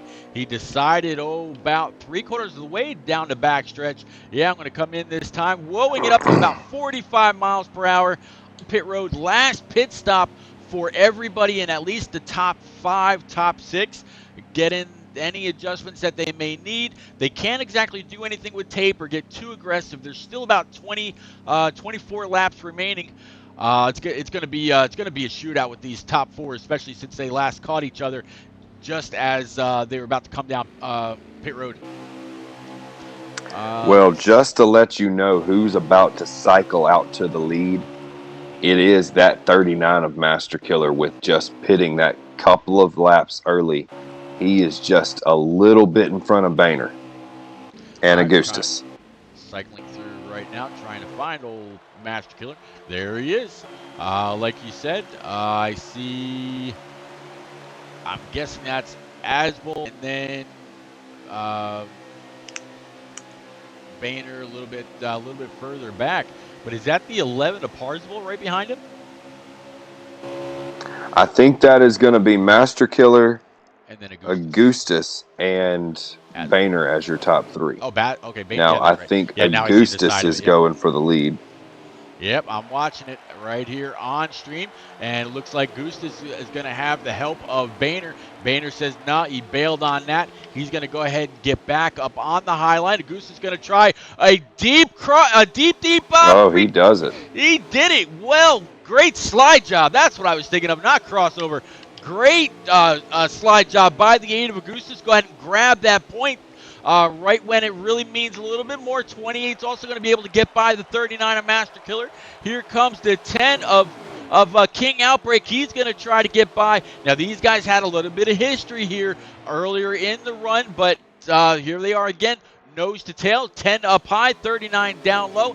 Asbel right in the tire tracks of this top 5, but it looks like the 8's starting to get a little bit of a gap to that to the 28. Yeah, they're pretty much evenly spread out, about 2 car lengths apiece right now at the moment. 1st through 5th. Asbel's really trying to make sure he gets back up to the point, which, as you know, Pete, it's going to be very difficult to pass somebody here at this racetrack. Oh yeah, that the high side means everything. The only thing, J-Pa, I don't know when the 8 came into pit. Did he come in? Me neither. Yeah, I don't know if he came in and pit with these guys that are in the top, the other top 4, top 5 cars, or did he pit a couple laps earlier in order to get that lead? I mean, is he going to be able to hold on to that high side, or the 10 and the 28, those teammates, going to be able to team up on the 8? I mean, there's so many questions surrounding Augustus right now. Is he going to be able to make it on fuel? I mean, what does he have? He's not streaming, so I can't pull up his feed.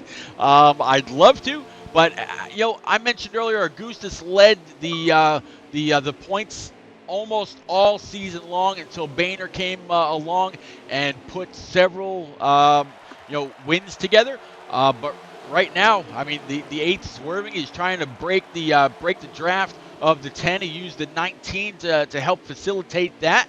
Top 3 under a blanket, 19 right there in the middle. Then you have Asbel in the 39. Still going to be a great points night for the 39 of Master Killer. Even if he just gets that top 5, it's still going to be a shot in the arm as we get ready to go to the Glen next week. Oh yeah, King Outbreak actually tried to pull a slide job on Augustus. Actually got under him, got back to the top lane. Augustus went low down the front stretch, which was just what Outbreak wanted, because he was able to retain that outside. Oh, and he takes Boehner down low with him. Got a big jumble in the top 5. Yeah, but it looked like Boehner went to go low, and Augustus went low at the same time when King Outbreak came off the wall, and it forced them both low. They were able to hold on, but that absolutely allowed the 1 of Asbel, who was in the draft, to be able to hunt these guys down just a little bit more. But right now, it is all about the 10 of King Outbreak in the lead.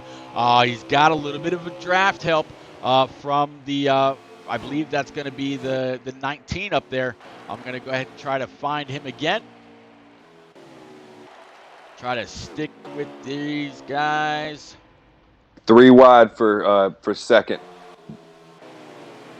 Boehner, Asbel, and King Outbreak 3 wide down the front stretch. Boehner's actually gonna go from 4th to 2nd there in one straightaway. Yep, I saw him come back up on track. He's going to be able to retain that high line looking back from NNR Cowboys stream. Go ahead and get back a little bit further. There's if Outbreak was a little closer to that 19, it would be very tough for these guys to track him down. We're looking at 15 laps to go, actually 14 laps to go. Yeah, it seems like just 5 minutes ago I said there was 97 to go, and here we are under 20. It's So been a fun night, Pete. It's been some great racing over here on the Xfinity side in the first race of the playoffs here. These guys are really wheeling these cars around this top side. yeah, they really are. Watching King Outbreak up there in the lead, still has the 19 of NNR Cowboy right up there, maybe try to sniff a little draft. So even though Cowboy's trying to hold on, I think he's trying to hold on to the lead lap. If not, he might be a lap down. Not sure if he got damaged earlier, but he's actually inadvertently helping the 10 of Outbreak stay up front by staying in the 19's draft. And the 28 has the draft of the 10, and behind the 10 you've got Asbel, and I believe that's still the 39. So, man, the top five they pretty much seem to be the top five all night long. Absolutely, No, we're the 8 of Augustus, not the 39. Ooh, contact we're at 12 between the and a 28 half. and the 1. 12 and a half laps to go here on the stream on Boehner's stream. Nice. And yeah, nice. Asbel, definitely contact between them because he's given up a spot to Augustus, who's actually back beside Boehner. Yep, Augustus able to get down underneath. Boehner's going to try to slide job one more time. He did it successfully before. Here he is coming up. Boehner says, no, I am there. Boehner kept it off the wall. Augustus decided not to pinch him up. Great driving. Way to stay clean. Way to be heads up. Augustus knows that he's got a good top 5 run going right now. No need to press it. Keep the car in one piece. Don't need to get any damage, to lose any time. We'll try to keep the one car of Asbel behind him. But still, it's all about that 10 car up front, and he's pulling away with the draft of the 19 in front of him. Yeah, those battles, these last few laps for second has morphed his differential from 0.7 to now 1.4 up on the leaders, as the leaders are finally settled back down, second through fourth, settled back down, trying to reel that 10 car back in. But that's the best thing that that King Outbreak could even have for him, is Cowboys in front of him. Yeah, Cowboys in front of him, absolutely. And now it looks like the 3 behind him, Boehner, Augustus, and Parsable, they kind of line back up. Maybe try one last ditch effort to catch back up. And as we were just talking about, Cowboy being in front of the 10 and really helping that 10 out, looks like Cowboy said, right, I'm out of your way. You're catching me. You're faster. Go ahead and go on with your bad self. They've got 8 laps remaining. As looks like Boehner, the 8 and the 1 are still going to continue to try to battle just a little bit. Here comes the 1 trying to look inside the 8. Nothing doing there. Going to pull right back in behind. They are nose to tail, 3 cars deep, still trying to run down that 10 car. Maybe try to catch a little bit of the draft off the 19. We'll have to see how that plays out. But right now, it is all about King Outbreak. He won in the trucks in a dominant fashion. The only 2 trucks that were anywhere close to each other were him and Asbel. Now Asbel stuck back in P5 in a little bit of traffic behind the 8 car of Augustus. Augustus is working with the 28 on the high side, and as long as they stay nose to tail, Asbel is going to finish right where he is. He's got to get back on that high line, get around these guys if at all possible, but with 7 laps to go, there's no way that they're going to make up a second and a half to 2 seconds before, 6 to go before this is all over and done with J-Pa. We're closing in real fast. Oh, yeah, we're almost to the end here, Pete. I was actually going back through trying to find the rest of the top 10. You have Parzival is a 1.2 seconds behind the 1 car there in that little 3-car pack. But then Bowling is running in 6th.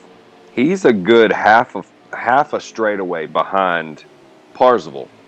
looking back from bowling, there is not a single car in sight back here all the way. So, if anything's going to happen on the track, Pete, it's going to happen right in front of the leaders.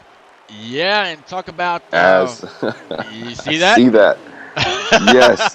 That could have been I bad. just The flipped back. eight car of Augustus gave the 28 a little bit of a shot to the bumper. That allowed Augustus to get up to that high side, pretty much took the position from the 28. Augustus is going to try to stay on the outside of the one. He's denying the one, the high line, and the 28 is going to get in right behind the 8. Stay up pretty tucked to his bumper. I think if the 28 can repay that little bit of a bump and run that he just gave him, even though we're not at a short track, you can bet that he's going to do it.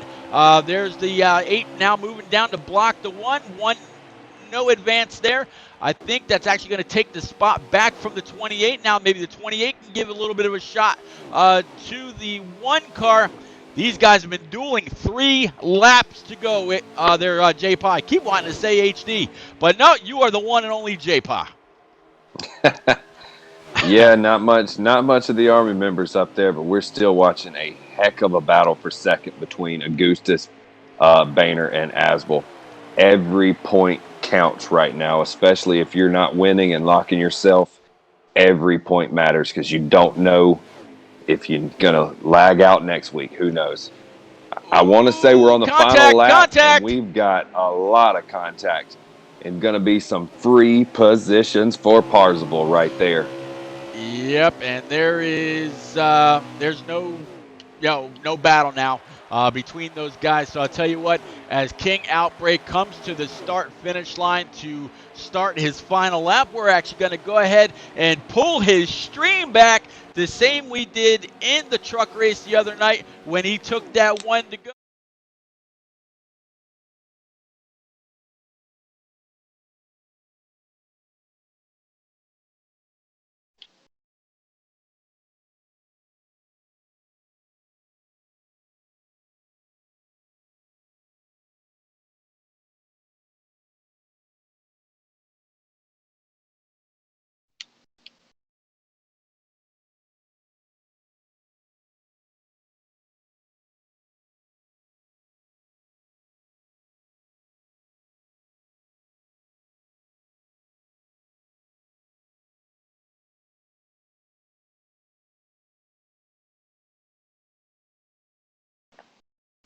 Yeah, we're finishing out our top 5. Pete, it looks like we've got Boehner and Parzival going to actually come up to the booth, finishing 5th or 4th. Running out of gas coming out of turn 4 was actually Augustus. Asbel is your 5th place finisher. Honcho, Mountain, LaFave, Master Killer, and Cheeseburger rounds out your top 10.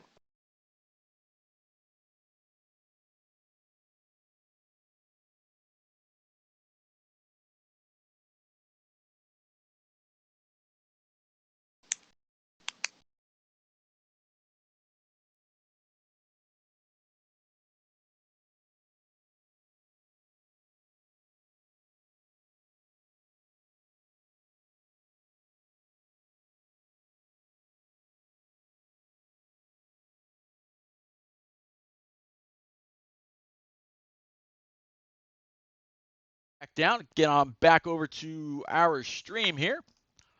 Here we go. Yep, Stout saying yeet. Good stuff, Outbreak. Stout, I couldn't agree more, man. Glad to see it. Great guy. He's really pouring it on.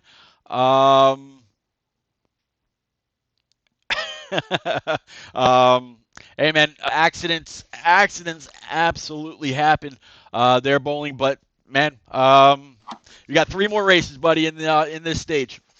I'm sorry, in this round of the chase, rather. But we're going to back out of this because I don't want to go to Kentucky. I'd rather get back on over here to this little bit of a home screen for our Xfinity series. There we go. Let's get on back and wait for these guys to check into the booth. I see Boehner, I see King Outbreak, and I see Parzival. All right, so you said Parzival finished 3rd? Was that right, J-Pa? Yep. Yes, sir. All right. All right. Why don't you go ahead and take Parsville? Parsville, what's up, man? Last time at Kansas, you finished 5th. So this time you improved on that. You're up to 3rd tonight. That is actually your 9th top 5 and 13th top 10 this season. You know, you're coming in averaging an 8th overall this season. It really must feel good to get a 3rd here at the open and playoff track.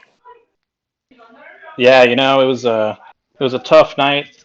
Started off with the pole, my first pole of the season as well. So that was a lot of hard racing all night long. The one lane on the top there. Uh, I made quite a few mistakes at the wall a bunch of times, and I think did pretty well in the stages. Finished 3rd and 6th, I believe, and was kind of looking to just bring home a top 5 there at the end. Kind of got fortunate with those guys battling up there and stole a 3rd place.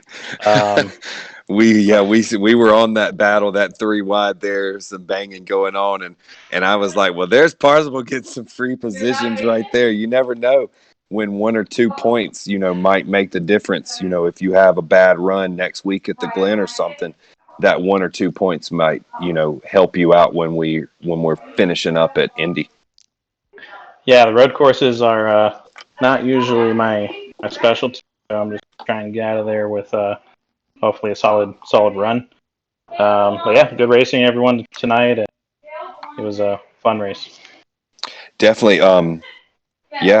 Thanks for putting on a show out there for everybody. And one of the things that I noticed is, coming into this race versus the first Kansas is, yes, you did come out with a 5th, but you didn't gain a single stage point when, you just told us you gained stage points in both stages. So, just good job on, improving all the way across the board on your last visit here.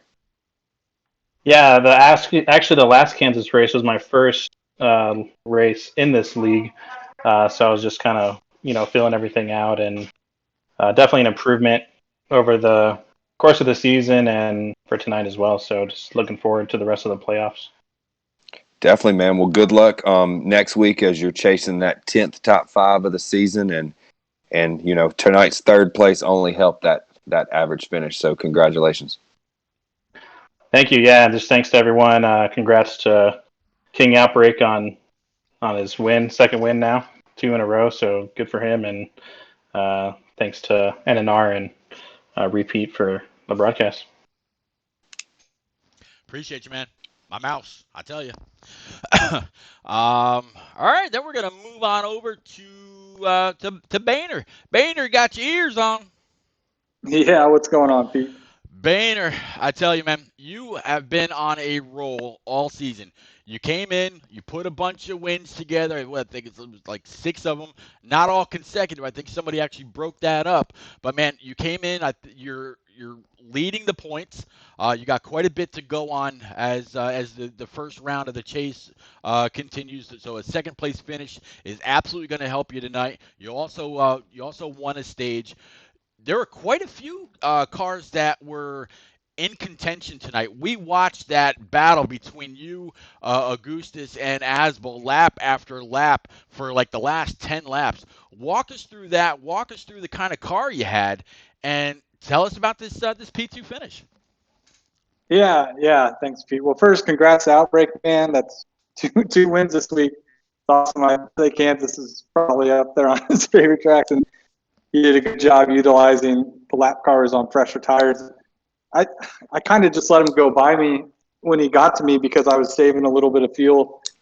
I knew he'd pit. I didn't want to have to worry about it at the end. I was content to kind of just hang out behind Augustus. I didn't want to throw a block on him. And so I was like, you know what, I'm just going to chill here for a second. And I had no idea the lap car had fresher tires and was going to take off by all of us. And then, unfortunately, the timing of when lap car got to the front of us and kind of us getting side by side, it let Outbreak just kind of get away from us. And then I really think we were working together. I mean, I didn't have any comms with Augustus I could talk to Asbill, but we actually started making up some ground like some pretty good ground that last 7 laps, and Augustus was doing a good job of kind of giving me a good shot going into the corners that I could manage and use the seam with. And we started chopping off a 10th, and I don't know if he bobbled a little bit, but we got it down to like 1.1 with like 4 to go, and then I'm sure Augustus was just trying to help, but he got me way too deep into the corner and got me in the wall. But like I said, I think he was just trying to. I think he saw we were catching him a little bit, and he knew his best shot to win was probably to push me as best he can. And then it didn't turn into a battle until after that, to be honest, between the three of us. And I saw Asbill go to his inside and kind of like not successfully make that pass a few times. And so coming to 2 or 3 to go, whenever that was, and he went down there, and I saw how deep he drove it, and I just kept it on the bottom. I was like, this is probably not going to end well for those guys. Fortunately, they both still got top 5s out of it. But yeah, I was just a little bit of fuel saving, made a mistake, ran myself out of fuel, got myself 5 seconds back, and then got myself back in contention by the time that last run came. And yeah, like I said, I just wish I knew that lap car was in the situation he was in. Outbreak did everything he was supposed to do. He got out front and then, was able to use the draft of a little faster car, which is obviously, that's he used that to his benefit big time. And then, we started, once he finally kind of lost that lap car a little bit and we were working together, we started cutting it down. But I'd say, I'm not surprised, Pete. There was 7, 8 really good cars out there. And for the most part, I think we all ran each other really well. I think I accidentally got into Bill's Legend at one point, so I apologize to him. I thought I had more room coming up off the apron, kind of entering one, and I think I just barely got him, but I don't know. I didn't see him too far back in the field or anything. But anyways, apologize, Bills. My bad on that one, and otherwise, pretty clean race.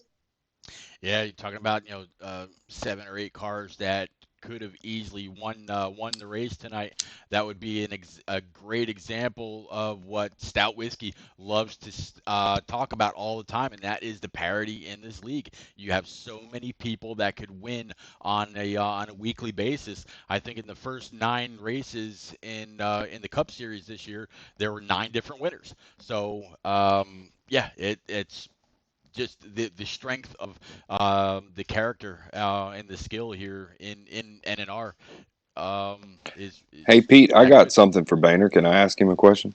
Go right ahead. First of all, congrats on your second, and congrats on you have the league leading 13 top 5s, and you just broke a tie with Augustus for top 10s. Now you are the league leading with 18. But okay, coming in, I was looking, and something about you're a top 5 candidate everywhere we go. I was noticing the last time we were at Kansas, you did not gain a single stage point, and you finished 11th. And I was just going to ask, what's the difference between that first race compared to tonight? Yeah, that first race, I want to say that was like a 4th or 5th race in the league. And I can't remember if I was on a controller or a wheel, but that could have been different. But the other thing is, Okay.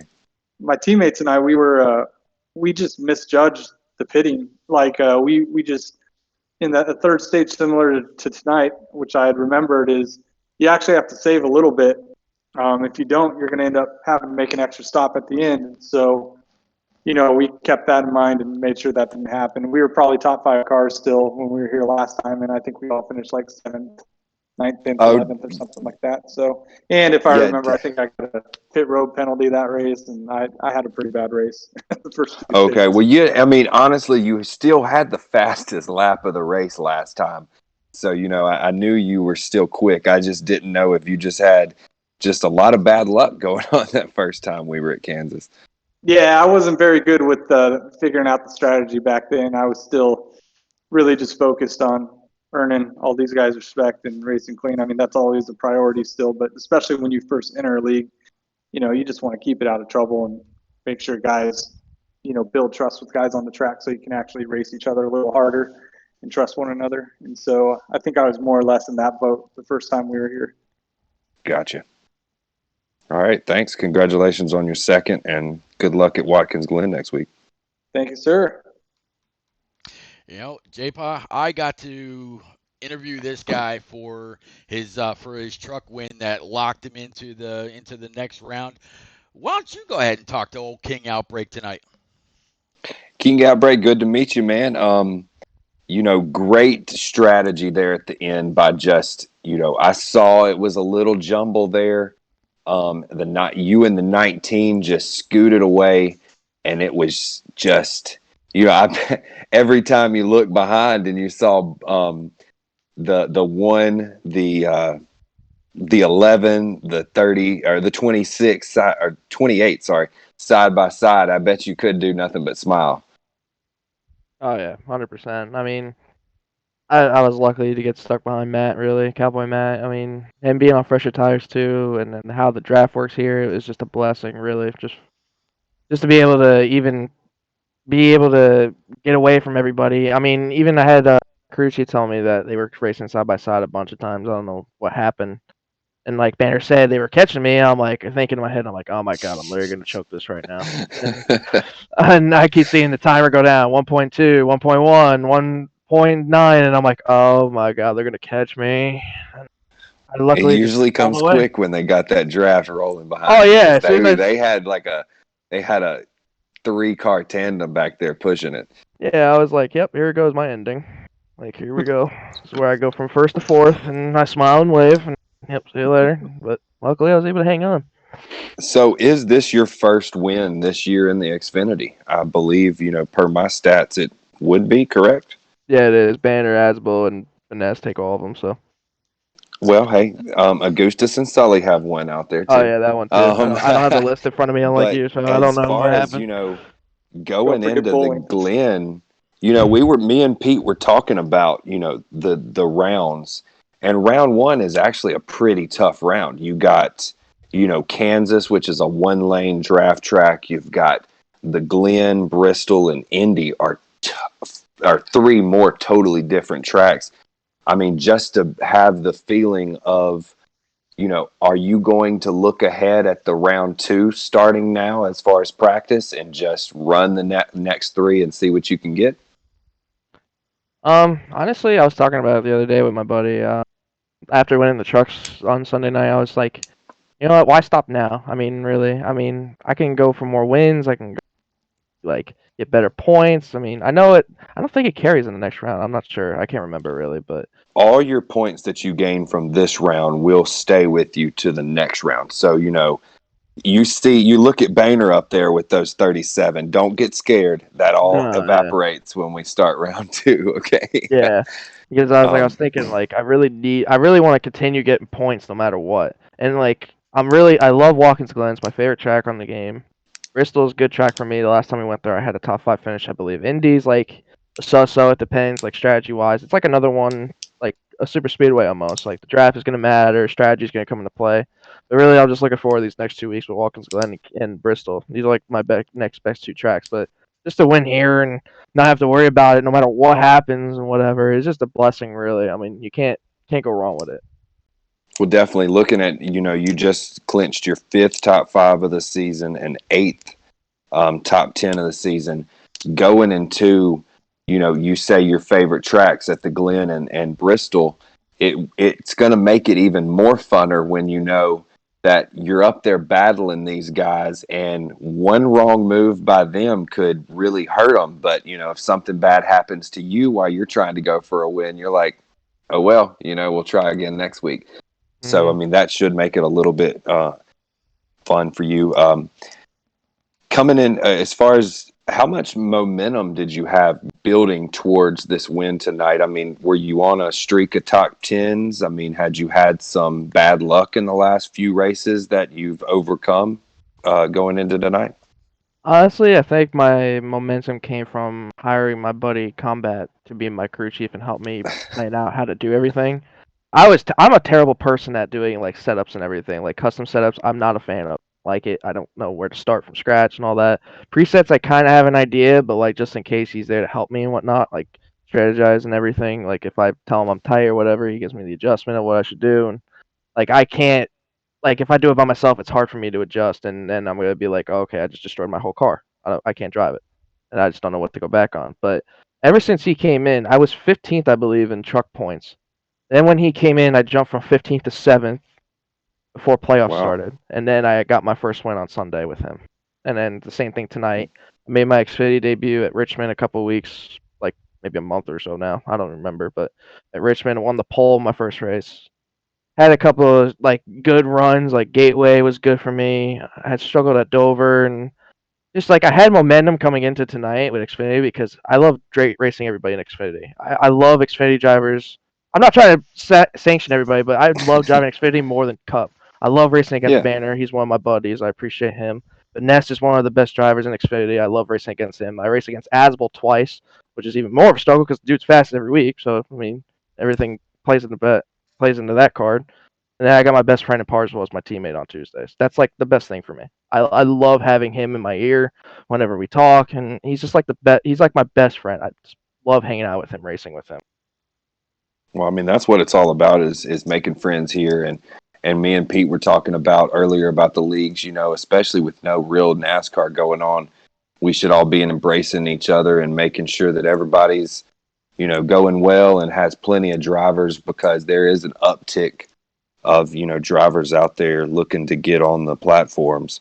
So, Yeah. but any shout outs out there besides, thank goodness you're not in Thursday night's race, or we'd be all battling for second. That's why I was just yelling at my stream. My host Kobe was in my stream. I'm like, you got a ride for me? I can fill in.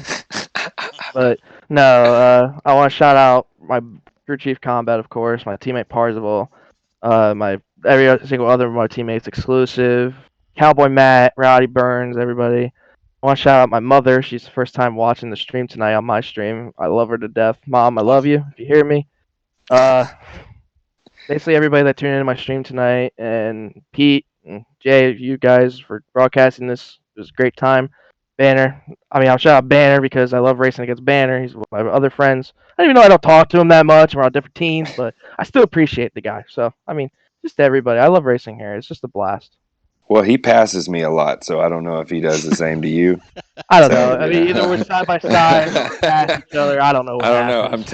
I'm tired of him passing. Maybe one day I'll pass him, but It depends if he's on a yeah. good day or not.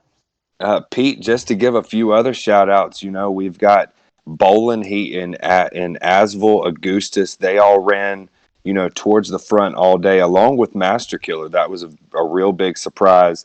Other playoff drivers, we've got Fatless Dig, Cowboys, Bills, Q Dog.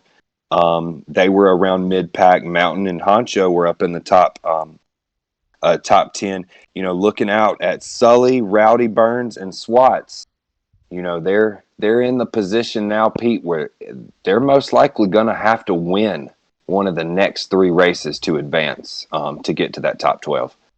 Yeah, I mentioned during the stream that it's very possible to maybe have one bad race, but you've got to come back pretty strong in the next 3 in order to do anything.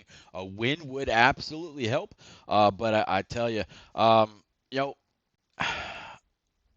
King Outbreak, I was with you for Sunday during that last half lap. I went over and I pulled up your stream on the big screen and showed it to everybody. So I tell you what, if your mom was on screen or on the stream tonight, please, first off, thank her very much. Don't forget to tell her to pound that follow, subscribe, and notification button. I'll get So her. every I'll time get you her go for live. that. No, I'm just kidding. I'm just kidding.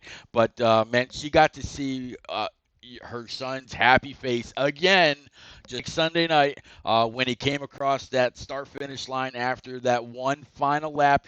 Just keeping it as smooth as possible. Keep running a line, maybe not so tight to the wall as if you'd have to, if you were battling somebody for a position. But man, you did it again. You are locked into the next round in the trucks. You're locked into the next round in here in Xfinity. Like you said, probably a good thing that you're not in Cup, or like J-Paw said, you're not in Cup. But man, and the other thing. You mentioned Combat Beast. You've mentioned him a couple times now, being your crew chief, helping you out, and you let it be known that he's interested in running NNR next season. Excuse me, man. Yeah. If he's gonna be as strong as he's helping you to be, man, what's NNR in for next season? That's gonna be something interesting to watch. But yeah, absolutely, Stat Wiz, go ahead and pound that subscribe. No, not, Hey, I'm not even gonna hey, go there, but Pete. okay. Yeah, I mean, we've got a lot of these guys in Xfinity that they'll be graduating to Cup next year. That Yep. just means Cup's going to get even stronger. Yep. But I want you, Pete, for next week. I won't be with you. I don't know who will, but It'll be the going one and only forward, Dale on, man. well, we've got 4 drivers out there that actually Cup. I mean, not Cup, but playoff drivers who finished top 10 at our only road course so far this season at the Roval. Hmm. We've got Augustus finished P3, Cowboy P4, Boehner P6, and Master Killer P8. So those are the 4, kind of looking to keep their little top 10 road course streak going this season. Well, I definitely appreciate the stats, and man, I tell you what, you have been a wealth of knowledge tonight, helping out with all the numbers, keeping us up to date. I mean, the different paint schemes, where everybody's been finishing all season long. When you told me that you were taking down some notes, um, yeah, that's pretty phenomenal. I didn't think you were going to do that much homework. Stout Whiskey Larry says he's McReynolds of retiring. You NNR. could take his position, nerd. Uh, Larry but man, McReynolds of NNR. yeah, Yeah, I man, mean, no, I you didn't want you to, blew me away, being dude. the first time that Absolutely. I've broadcast with you, Pete. I just wanted to make sure I was prepared. Felt like this is the Fox Sports of NNR, so we need to make sure that we keep everybody informed on where people are at. Well, man, I absolutely appreciate you doing all your due diligence. It was a lot of fun listening to you, and even though I've called all the races, obviously you can imagine how they kind of blend in together. There's Oh no yeah, way to keep them completely separated. But man, I absolutely appreciate you calling the race with me tonight. Just like I told Stout and Amore and Kamal and others during the season, you've got and you know there's an open door for you. Any week that you want to step up and call these races with me, man. It was a lot of fun tonight. There, J-Pa. definitely, man. Thanks for the invite, and thanks to everybody who watched. And once again, congratulations to King Outbreak for locking himself in and looking towards Atlanta already. Yep, he's going to go on to the round of 12. And he's next round in trucks as well. He's going to try to knock out some more wins, get some more points. But absolutely big congrats to the one and only King Outbreak. Guys, King Outbreak still trying to grab that affiliate level in Twitch. Go on over, look him up, and give him a follow as well. I know that he'd appreciate it. Chat it up with him for a little while. Yeah, man, he puts on you saw his stream earlier. He puts on a pretty good little display. But as for me, that's going to be it for Tuesday night's Xfinity race. So we've seen Outbreak knock it out in the trucks and Xfinity. We're going to have to see what new person is going to be able to win on Thursday night when HD and I get to call the Cup guys. Also, right back here from Kansas Motor Speedway, it's going to be another Highline adventure. Uh, Bot Plays, I want to give you one more big thank you for gifting that subscription to Powder. It's been a lot of fun tonight. Want to thank again J-Pop for joining me in the booth. Always a lot of fun. The first time in the booth, I think he did pretty well. But yeah, until then, good luck tomorrow night, Jose 720 and Dohar in your Pro League quest as y'all take on Watkins Glen. And I'll catch y'all Thursday night, 9 o'clock Eastern. Be there, be square. Later.